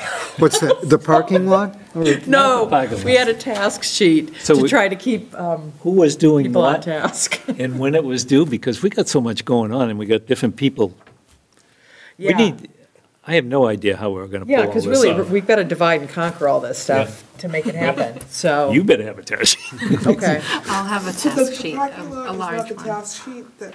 No, Because we I had already- a task sheet. It was an Excel, but Yeah, it was an Excel yeah. with deadlines and, right, They and had it things, in- as we closed them off, and, It's okay, I thought it was this. Okay, because on the parking lot, I put names next to it. okay, So my. Okay. But those are futures. These are things that we're doing now. that we were current, You know, yeah. figuring out. That's all right, don't worry about it. Don't worry. about it. Okay. Okay, so Old Townhouse, so we'll bring the outdoor recreation plan back. Do you want to talk about next week, or you want to wait like 2 weeks? Let's, 2 weeks. All right, let's do 2 weeks. 12/18. Yeah. All right, so Old Townhouse renovation lockbox installation? Yeah, I think I've tasked Steve. It's another one of those things. I think I've done something. Yeah, I think you did. You were going to ask Steve to do that. I did talk to him, but Perfect. I'm not sure we have clarity on that. So so the lockbox, we're going to put it on the back door?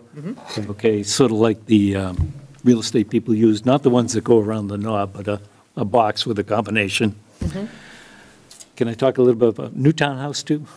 Sure. Okay, so the plumbing was done. Oh, yeah. Tom Rumboski came in and capped that off. There's a valve like that's about this high above the floor itself. And talking to Steve, I think probably what we want to do is, I don't know if we have to pull what's, it's got tile now, or whether we can just lay something over it.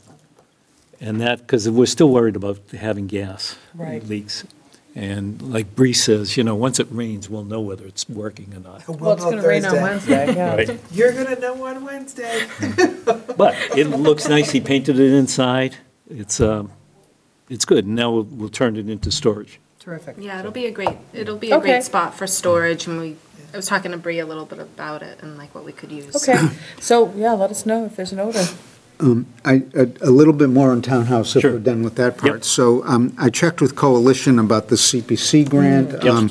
We had talked about possibly having a different applicant, the applicant maybe being the town or maybe even being the Board of Selectmen. They are absolutely fine with that. Good. They are fine with believing that the degree of work we need to do on the windows and on the siding is in fact renovation, rehabilitation. So we are on target.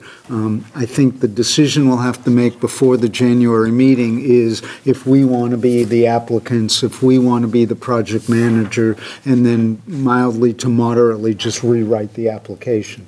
I I'll think. be glad to do that. Okay, great. And the as you noticed with the committee when we met 2 weeks ago, we can be on target with that. So the big issues, rewriting the application, making us the applicant, and then we're still going to have to deal with that age-old problem of what to do with the windows, which ones restore, which one replace. I will get to you tomorrow a document that Coalition shared with us that is way far on the side of restoring rather than replacing. Just remembering that 10 years ago, we gave up because there were so many different opinions. So Let's be practical. yeah, so we want to get this done, we can get it done, we got to spiff it up and then sell it to town meeting. The only windows we were talking about were the front ones to restore. And I'm not even sure those are I don't think they're the original, so. And the last piece, I'm still working on the circuit rider to hopefully get him out here to just add a little more ammunition, and maybe if there's any chance for grant on any of this, so. Yeah, sure. I don't know if that'll happen or not, but I think even without that, we can move this forward. Great. Perfect. That's That great. sounds terrific. That's good news. Very good news. Okay, Assistant Assessor position, interviews start 12/18. Still just the three applicants? Okay. All right, but it sounds like they've been busy. Is Steve done helping them? Steve came in Friday. I think Allison sent out a quick note. They made a lot of progress.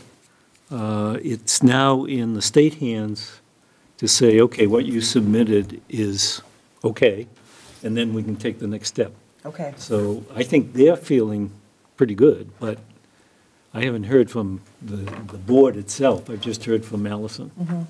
And December 15th, is that the deadline to have Let's sign all it. of these documents? Yes, the drop dead so that we can get the tax issue, the tax, The tax rate set?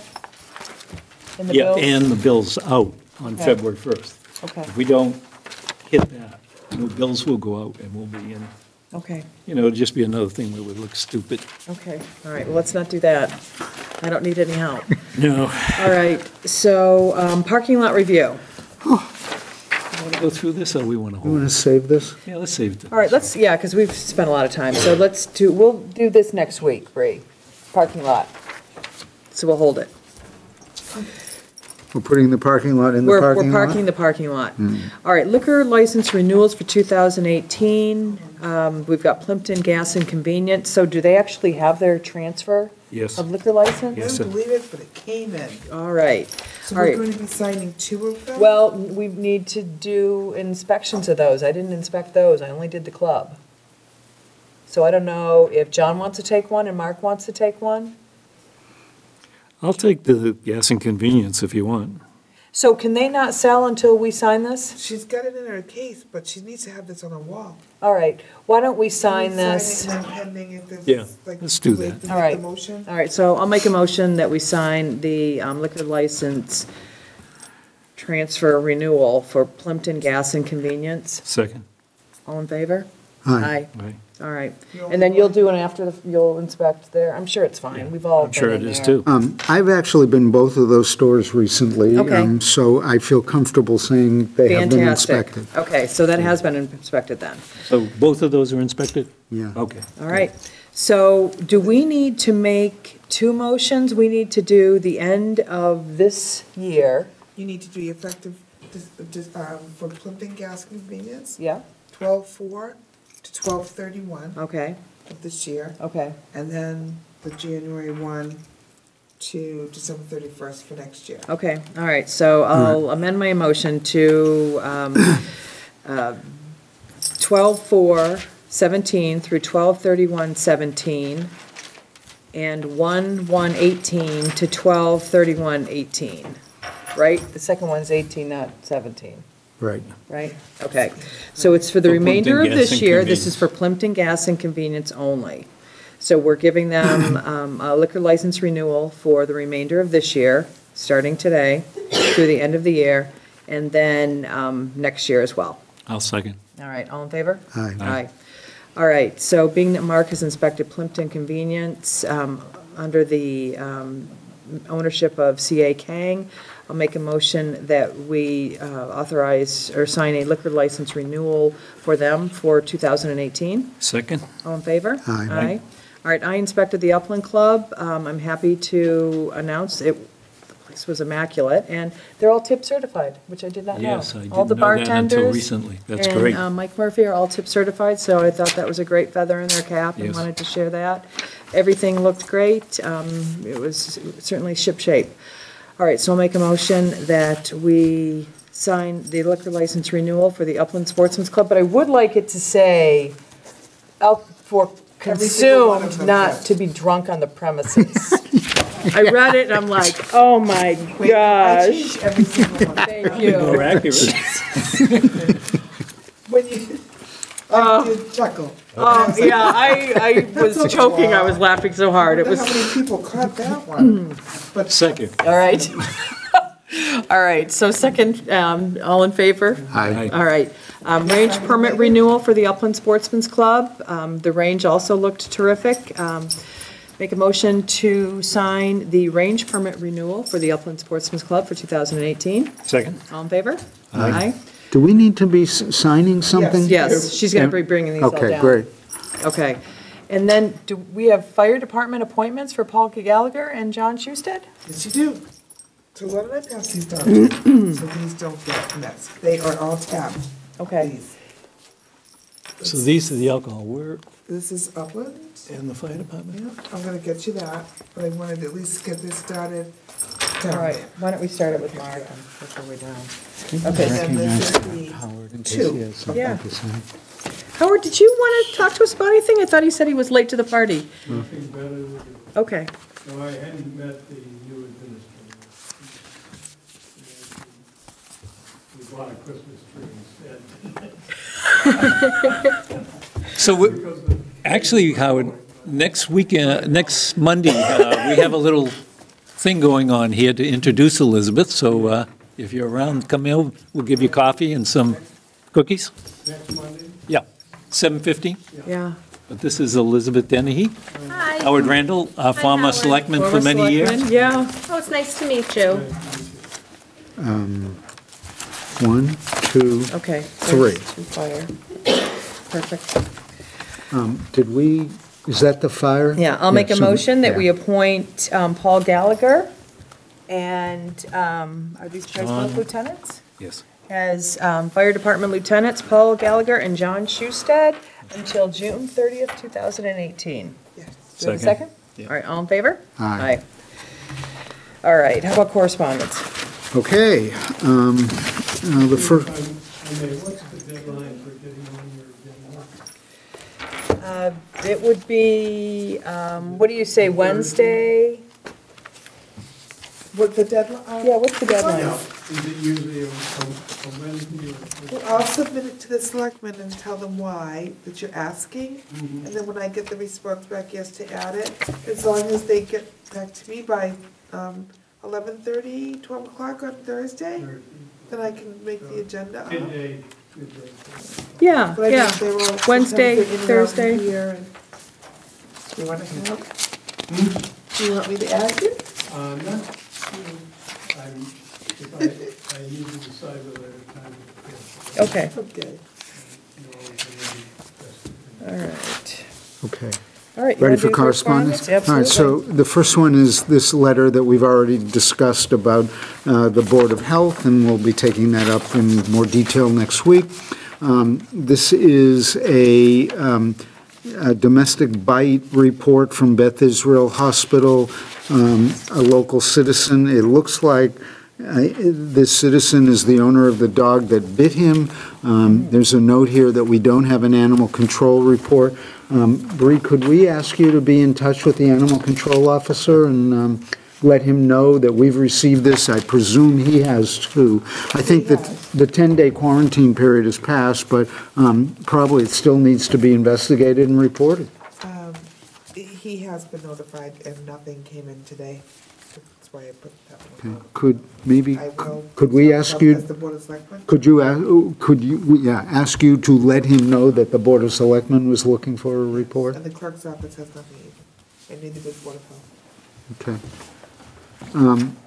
So that's an interesting point. So this report came to us? No, it came, the Board of Health. To the Board of sent it Health. to me. Oh, to the Board of Health, But she okay. doesn't have a report from Frank either. Okay.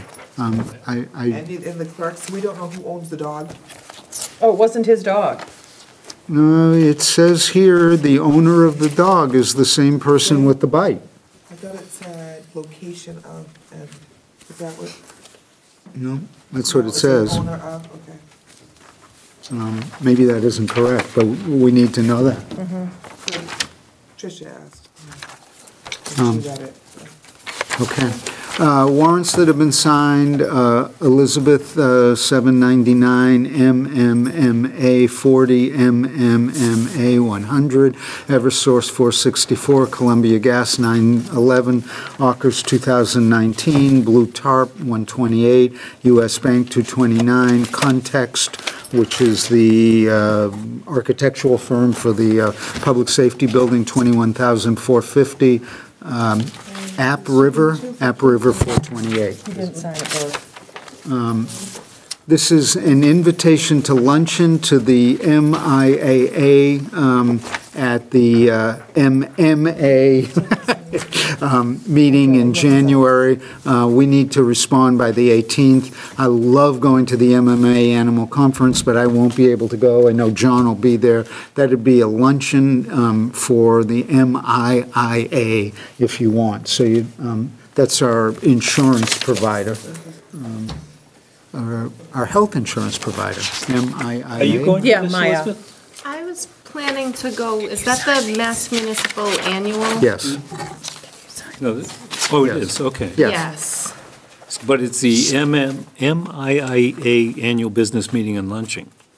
Right. Okay, Maya. they integrating the two, maybe? There's two different, well, okay, this is on January 20th? Okay, that's the same date. Saturday? So it must be the same event, Yeah, Yeah. it is. yes. And the MMA also is on the 19th. It's 2 days. Yes. Okay, yes. Yes. You want to look at that? Yeah, Well, so I'll maybe take you a both look at wanna go. that. And then I'm not sure I'm going. I'm going to the December MMMA meeting Right. as well, that's in Plymouth. This one's great. It is wonderful 2 days, Okay. It's a lot of good information. and Okay, lots so of cool people. Maya's doing a lunch meeting, it looks like on the Saturday, but then the regular MMA, the big meeting that they do is on the 19th. Okay, that's the one I already had on the The calendar. 19th is, well, there's lots of programs. The Saturday morning is the Mass Selectmen's Association. Okay. And usually the big wheels come to sort of predict what's going to happen financially for the next year. It's pretty cool. It's very good, yeah. Okay, this is, Okay, so I guess maybe this is on hold. There was a potential appointee to the Conservation Commission, but they've asked to hold off on it? No, they didn't. Tara did, because Tara's checking, that's only. Okay. It says Tara is checking to see how many they can have on. Okay. that. Yeah, this was about potentially appointing Mike Mattern to join that board. There's a letter and documentation, but I guess maybe we should just wait to hear from Tara on that. I just didn't want it not read, but they did send it Okay. to me, and I responded back. I would put it in correspondence.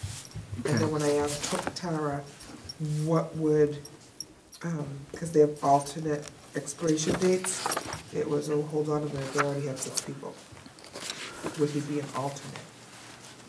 Okay, so we'll get clarification before we make any appointment. This is a email from Barb Carling. It's in response to my query, which was prompted by questions from the Bylaws Review Committee, and it really was a starting point to garner from Bob a sense of his understanding of protocol and procedures when there was a zoning complaint. And so he listed his understanding. I think this is the start of a conversation, hopefully an ongoing conversation and a clarification that goes on between this board, between the bylaws, and between Mr. Carlin. So you forwarding this on to Alan? Yeah, I have Okay. forwarded on to Alan. The bylaws review meets Thursday night. I'll be there. We'll try to keep this coordinated. Good. We'll try to keep it coordinated, not necessarily the easiest thing in the world. So good news, this is about what I think is an annual thing, but it's an anonymous donation of $2,000 to the library. Terrific. How and, nice. Comes in every year. It comes every year. We need to just sign a letter which acknowledges the gift, and I make a motion that we sign this letter. Second. All in favor? Aye. Aye.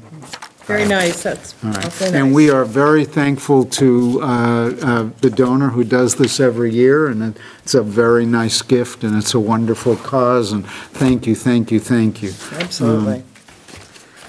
I did. Yes, John Yeah. seconded.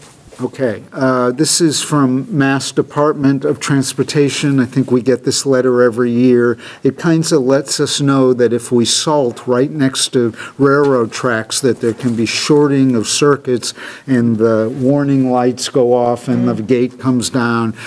This is in the winter when we salt the roads, and so essentially the request is not to salt right where the railroad tracks are. So I presume this came to us, but can we forward this to Highway? Yes, I'll scan it and forward it to Highway. Thank you. Perfect. This is to the Board of Selectmen. It's from Tricia in the town clerk's office. She received a call from Tom Coulter's office. Betty De Benedictis is leaving her position, probably as an executive assistant or administrative assistant, something like that. She will be replaced by Megan Cleaves. Betty will be helping out in the transition period. I don't know Megan, but that's a loss. Yeah, is. absolutely. She was good. She is Betty was wonderful. terrific. Hopefully the new one will I be too. hope she's just retiring. I don't know what else it would. There's no comment on that part. It I tried to says call her today and I couldn't get it. we'll be leaving in her position in a few weeks, so there's nothing imminent there. This is a request for legal services from Chief Borsari. It describes the legal opinion sought as notification to the town. The proposed questions to be asked is answered with the letters HIPAA. I had a discussion with Warren. He approached me on this today. It's a personnel issue. He wanted to go to legal. I think it's more in Rich Bowen's venue than KP. And if we want, we can, it needs to be done right away. And I don't think we should be discussing on cable the person's name. No. No, absolutely not. But I thought it was reasonable. The thing is, though, if it requires a legal opinion, it needs to be from KP. If this is something that, something may come of it. I was thinking the other day that we need Rich involved in something. I kind of agree. I'm not sure this is a good one. If we get into employment issues, it could be an ongoing thing, and Fine. I'd be careful with that. I mean, if you want to do it that way, that's fine, but we need to do this. Okay. Let's do it. All right. So I make a motion that we, Is there an amount of time with that? No, there isn't. That's what I was going to ask. Yeah, let's make it 2 no hours? more, no, an hour. Okay. So I make a motion, we offer an hour to Chief Passari to take care of this issue. One second. Second. All in Yeah. favor? Aye. I'll let Greg know that the chief will be contacting him. Yeah, tell the chief that. He's got it an was- hour? Yeah, but also that it was the opinion of the board that it should be KP. Okay. I told him I'd reach him tomorrow morning, Yeah, make sure he understands it's KP. so you have to off-sign it. Oh, So, Bree, you may know more about this than I, but I was sitting in your office at about 5:30, and real estate fella, Rick Leo, came in about a Prospect Road and handed me this information. Essentially, this is a letter to the Board of Selectmen from the Atwood Family Irrevocable Trust. It's letting us know of a change of ownership on the property on Prospect Street. I believe this is a property that was a 41A or 61A, and we refused our right of first refusal on it.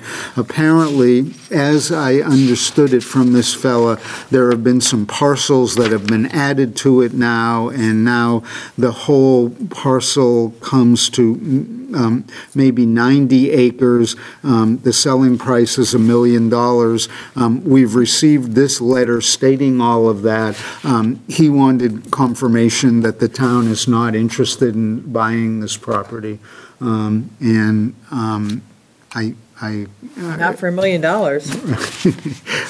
So I make a motion that we notify this fellow that the town is not interested in exercising its option to purchase this No. property. Second. Yeah, unfortunately. All the, All those in favor? Aye. So Bree, would you let him know tomorrow, his card's on here, that we've done that and received the Did you sign letter? anything? No, I don't I'll think do the so. same letter that I did before. They had the land surveyed, and when they went in and got it surveyed, parcels that we had as one piece were all subdivided. Oh, really? Wow. He was up in the assessor's office, we had been from that. So some of the parcels, that, they were shaped like this, were actually cut in half, and then that piece belonged to this piece now, and so Allison helped him, That was good. Good. Plympton Halifax Express, the above-the-fold headline, marijuana grow facility proposed for Halifax. The first page has an amazing picture of a young ballerina on the boardwalk. There's an article, it's just an amazing picture of, and sort of epitomizes everything we thought that the boardwalk might be about. Even better yet, on page 3 is a short article from the South Shore Ballet Theater. The photo on the first page is an 11-year-old named Emma Christensen. She and 2 other Christensens, Sophia and Olivia, will be in the Nutcracker they are Plympton residents, December 16th and 17th. I think that's at their academy. I did note the 3 names, Emma, Sophia, and Olivia. Those 3 Very beautiful names, and 3 ballerinas. Otherwise, interestingly, on page 2, the real estate transactions, there were 9 in Halifax, there were 0 in Plympton, which maybe says something about what's going on. And then, an article about the Eugene Wright newspaper article that actually I haven't had a chance to read yet, but it was good that he came up. John may want to comment. Yeah, I think we may have agreement between the Plympton Historical Society and the paper to start publishing some of Excellent. Eugene Wright's. Very neat. I got to spring this on Jessica, but I think Debbie Anderson said if Plympton Historical Society gives her a letter And in the book, it says the copyright is owned by Plympton Historical Society. So you remember the old Silver Lake News? I do. Yeah. I used to love that. It was, every week there was one of his articles. Oh, that'd be wonderful. That'd be wonderful to emphasize Plympton history. It'd be wonderful to sort of get the words, put Plympton Historical Society in. Yeah, especially because Halifax has Susan Basile.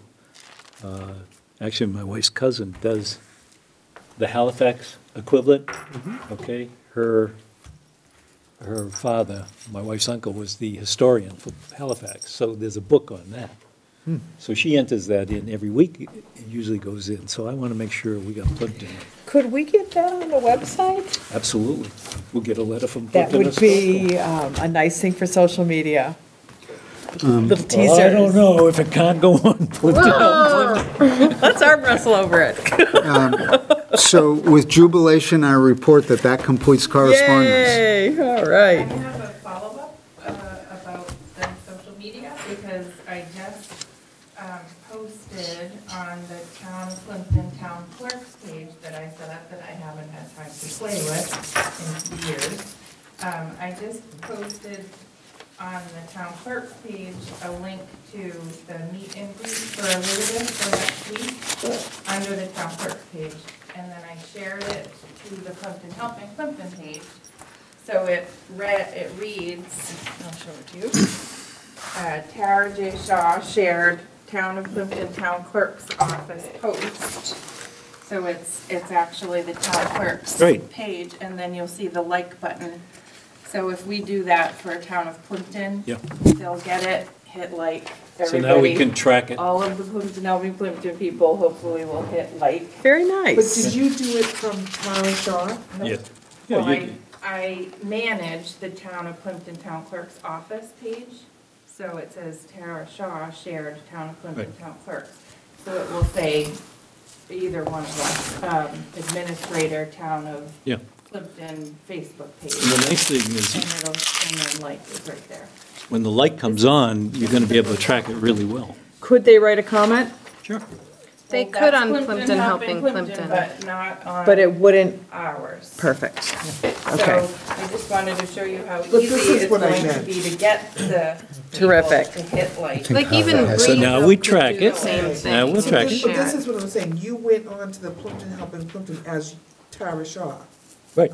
Yes. Okay, that's what I was asking. Yes. just- I You went as actually- town clerk. I- No, you just but I shared the didn't do town that. clerk's I went post. onto the town clerk's Facebook page. Yep. Put the post, put Yes. the link from the Yes, shared town Plympton. clerk's Yes. post. So we'll put, instead So of my it saying thing is, Tara why J. is your Shaw, face here? because I manage the, No, I think it's because you shared the Shared post it to Plimpton from Helping Facebook. Plimpton. You did, You did it yeah. as you. I did not. I I shared know, it from but the town of it's comes, Plympton. it's effectually the same as if Bree went to the town clerk's page and clicked share, it would say Bridget But I shared. never went to my personal page. I went on to that post. that I was know, on but it town- does it from you personally, I think, because when you're logged Because I in. manage it that way. Yeah. When I But create, then you logged into Facebook as you. and then that's a Because page that's in the you. only way that I See- see. That's the way it works. When I set up the town's page, and I'll do it It'll be tomorrow, a and I'll new give you the login. Yeah, it'll be a new I'll do it login. under the town administrator's email account, so that it's not linked to either of us Yeah. personally. Yep. And then I'll give you the login Yeah. for it. Yeah, Perfect. but I just wanted to show you how the individual page comes Yes, up and that's a the good like point. button. Very nice. I like it. It'll work. That's what I wanted. And Okay. that's- That's what I'm saying, I was like, I could go on as me and say, here, like Plimpton. Okay. I think it would be great. I have Did you have something you wanted to add, $600. Howard? Yeah, I did. I was, just thinking back at Horace Shelley, the 61A project a few years ago, and how quickly you passed over the Atwood property at $1 billion. And the fact that they're asking to take it out of chapters would imply that it's no longer to be utilized as chapter land, that the plan is some development plan. This letter does say they're going to use it for the same purpose, or in the same way they were using it before. Then why are they asking? There'd been, usually, chapter land comes out of chapter. But if there's going to be no change in its use, then I don't think they would ask you. The classic example is off of Lake Street, Mr. Springer's project, as I left the board way too many years ago. That was a disaster from my perspective. There was a rollback tax calculated. And I don't know whether this is the plan here, whether if they're not changing the use, why are they changing it? What's the alternative? That they just continue. No, but I mean, vis-à-vis the board, what's the alternative? Well, number one, you have, I think you have, 180 days to consider it and find out what's going on, and it may not even be applicable. But now you essentially voted to say, no, we don't care what you do with it, and but in fact, the intent is to continue. I don't think we voted that. I voted no because we don't have $1 million. $1 million. Yeah, well, a minute, but understand what chapter land means. You're voting the town's rights in that. Exactly. But it doesn't make sense, as it was in this case. Cranberries were in hard times. Raju took property out of 61A. Mr. Springer bought it. There was a rollback tax calculated based on one house lot and extra acreage. When I came into this building after leaving the Selectmen's position, I came to a hearing, I came to pay my taxes actually, and somebody said, oh, the Springer hearing was up. And so I went in, and lo and behold, there were 3 house lots proposed, one with using a common driveway, which we don't allow, which would be a subject of my next discussion. And the town lost all kinds of money. So the $1 million should scare everybody, but I would urge you to think through what's happening here with 90 acres of open space in the town of Plympton. Is it something CPA would be interested in? Is it something that Fish and Wildlife would be interested in? Something DCR might be interested in? Is it going to be turned into house lots? But when you advocate your interest, it says that we're taking, to me it meant that somebody's taking it out of chapter. So it means it'll be taxed as whatever the new value is. But that horror show on Lake Street, that ended up, because I came back into this room and said, what the hell's going on? We don't allow common driveways. The town only got $7,000, and now we're getting 3 house lots. And then that plan failed, and Mr. Springer said, well, I'll build a 40B. And now I understand you're looking at affordable housing, but that was a disaster. It took forever to build out, and I don't know that it ever ended up affordable. So I'm sorry to be here, but I get very leery when we advocate our rights to a piece of property until we know really what's going on. And who's to say they knew what they were doing, because if in fact their intent is we're going to sell the box to somebody else, and they're going to be the new owners under chapter, they're going to apply for chapter. But they are really inviting themselves to be taxed on that property, full market value. Right. Until that intent comes through. So they may have made a mistake in thinking that they needed to notify. So that's my point. So you voted, but perhaps you have spoken up earlier. But I can follow up, find out what the intent is. But I believe I don't want to under change my chapter, vote. What? Chapter 61, 61A, 61B, you have 180 days or 90 days or whatever it is to decide. No. Often that's not enough time because it usually means you have to go to town meeting, you raise and appropriate money to buy, but in any event, you have time to make this decision, so Can I see it'd be it? helpful to know what Yeah. the plan is. Yeah, I'll give them a call, find out what the intent is. One of the things that was a little different here is we had already voted on this. I mean, your point's well taken, but we had already voted Yeah. on this several months ago, I think, on parts of it, and they have simply added more parcels. Yeah. Well, and it may very well be that they plan to develop some of their property. They probably do. I have no idea what the access is. I don't think it's very good. It can come back to you as a subdivision. Very well. All right, so I'll check on that one. I'll just ask them what the intent is. All right, so our next meeting is the 11th. We start at 5:30. We've got Jim Mulcahy in executive session, and then we're meeting on the 18th, and I think we've got Warren then. Yes. At 5:30 in Okay. executive session. What day are we doing Elizabeth's? Is that the 11th? 11th, yeah, Okay, so the 11th, is that 7 o'clock? 7:15. 7:15, we're doing a meet and greet with Elizabeth. So why don't we've already got art at 6:15 next week. Why don't we hold off on parking lot review for 2 weeks and the outdoor recreation plan Yeah. for 2 weeks? Yeah. And then, also, I missed the affordable housing plan. We need to get that done too, so we'll have to put that on the agenda for the 18th.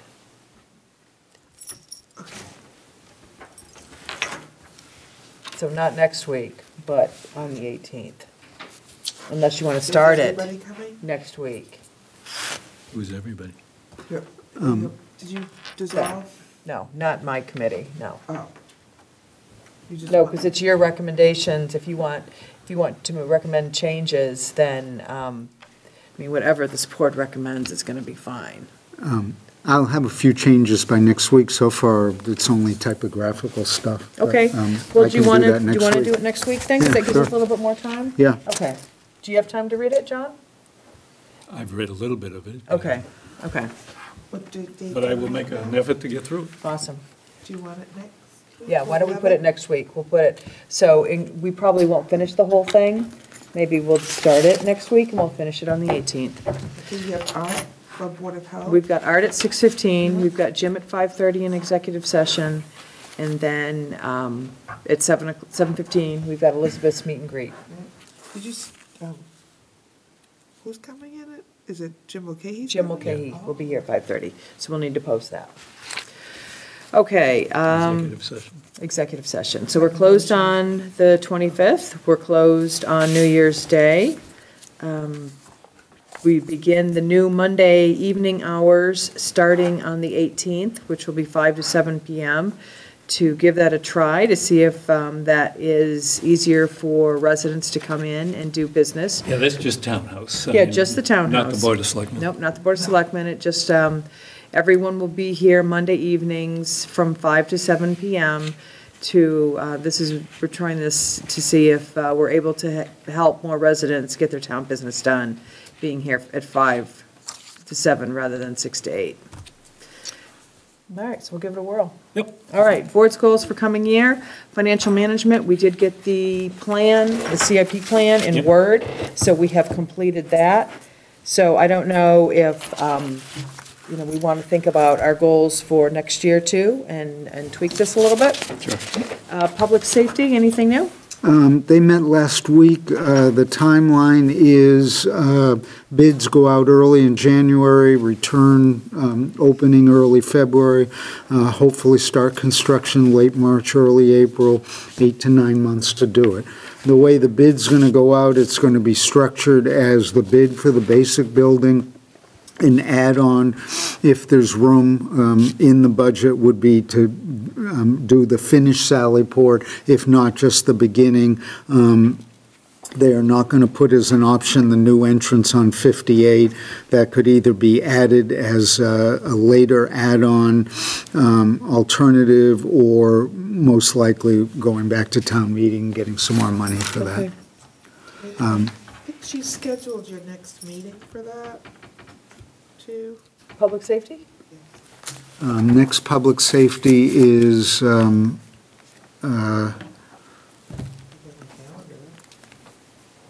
20th, December 20th. Okay.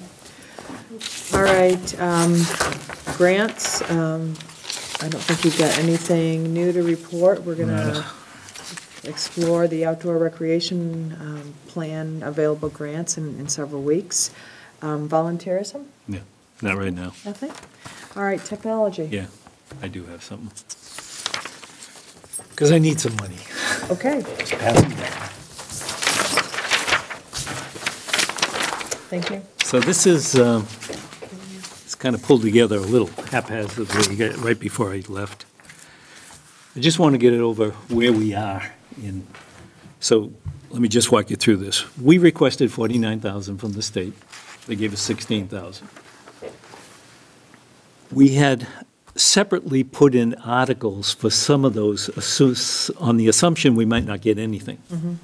Town meeting approved the database software, the codification software, and the exchange server. So those are all coming out of town articles. That means that we still had $28,000 that we were short on our request because we had asked for 49. So that was unfunded if we still wanted to do the other pieces that they didn't fund. What they really wanted to see was the software, and we're going to get that.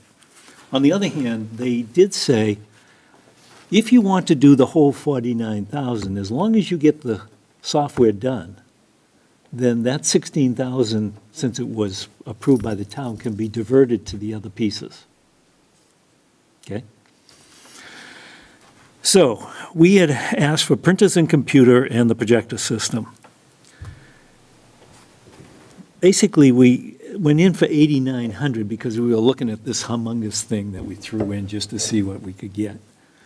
Now we've got the projector system.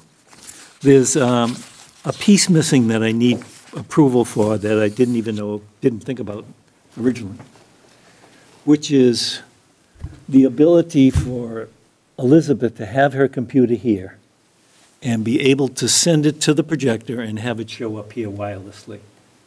I've got a quote from AUKUS, which I think we would want them to do their piece of it, which is $599. Okay.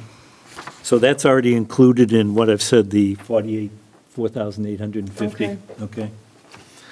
There's also the document reader, which will sit here and do the same thing. It'll plug into Elizabeth's computer through a USB port, and then using that microcast, it'll send it the same way. So it can't do it unless it has this $600 attachment that goes on there. And we've already made the commitment for the document reader. I did today on the assumption that they're going to say yes. to Okay. that. The other piece is there's a laser thing that you can use from here that will go over there too, you know. I don't know if we need that, but I threw it in there. It's $50. So what I would like to get approval for is the ability to go forward with the AUKUS attachment, which is $599, and the projector system, so we can show documents, which is $195. And that's all together in that $4,850.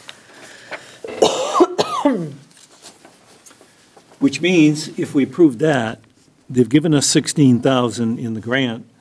That leaves us $11,150 that we can use towards printers and computer. We need to update the computers. They're relics here. We did purchase the printer for downstairs that we approved last week for $1,200. It's in downstairs. It just needs a cable, which Michael is going to get. So that'll be hitched up Monday. It allows us to print 24 inches wide and as long as you want. It's a spool printer. Wow. So we can print all the maps that we presently send out. So it's a good deal. And we bought it.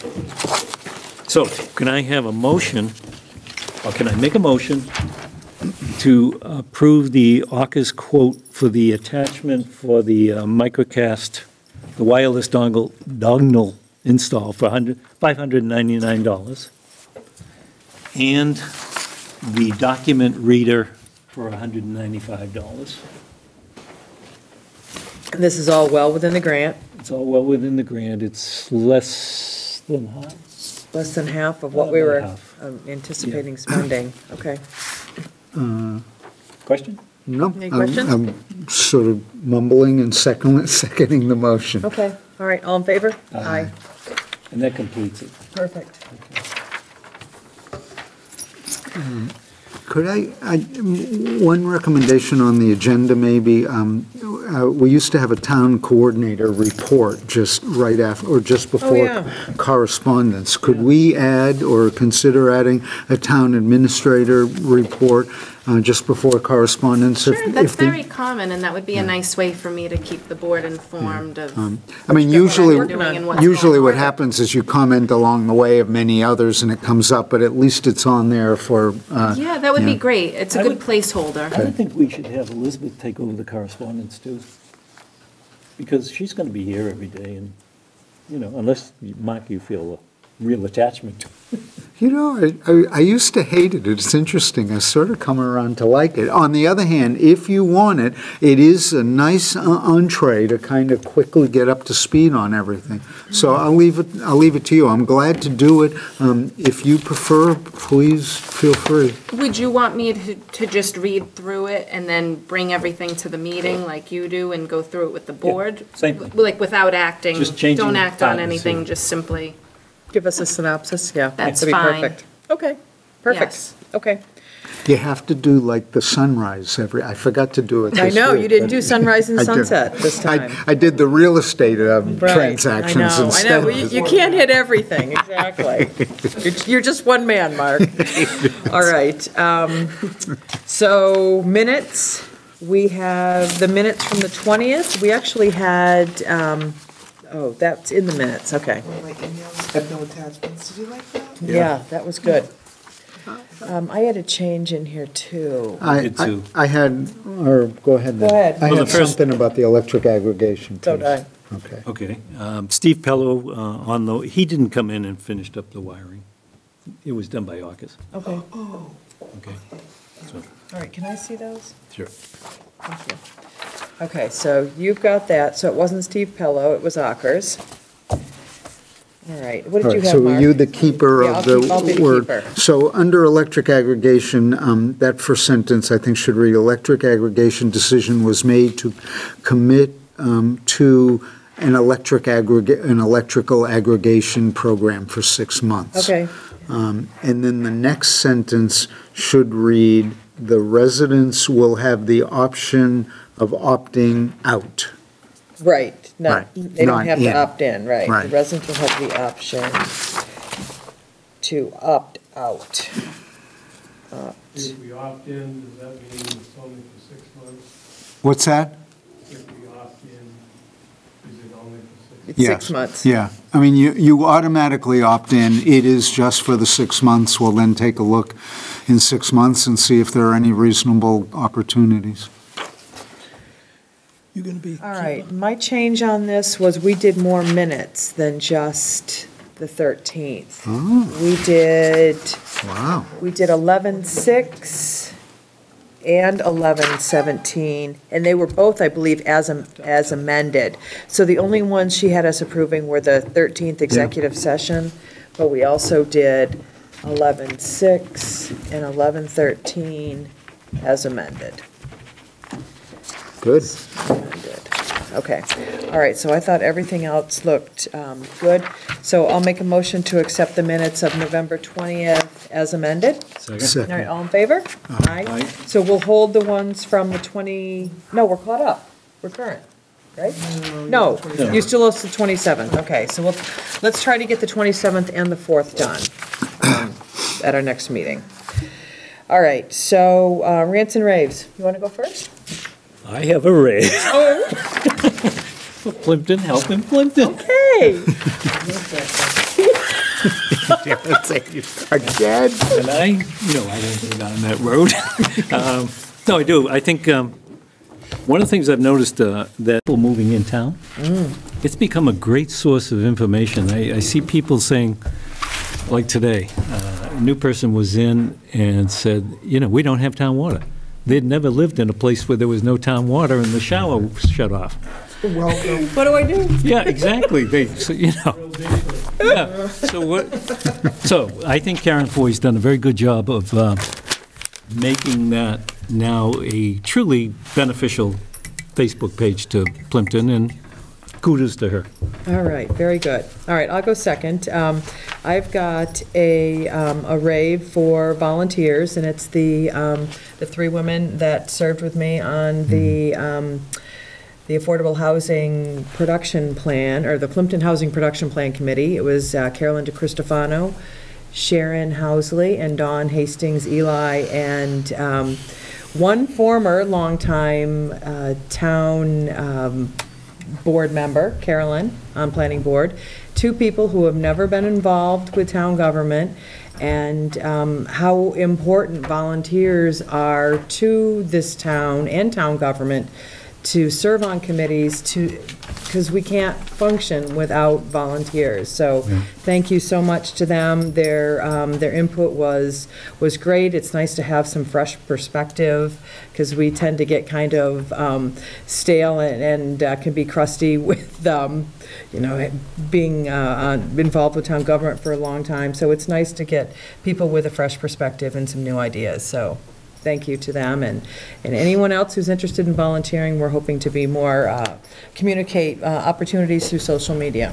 We really are unique of the towns around in terms of volunteers. I don't know another town that has the volunteers coming forward the way Plympton has. So I was thinking about the length of time to get projects done. It came out of electrical aggregation. It was way back in my first term that we started it, and 3.5 years later to get even that kind of small project done.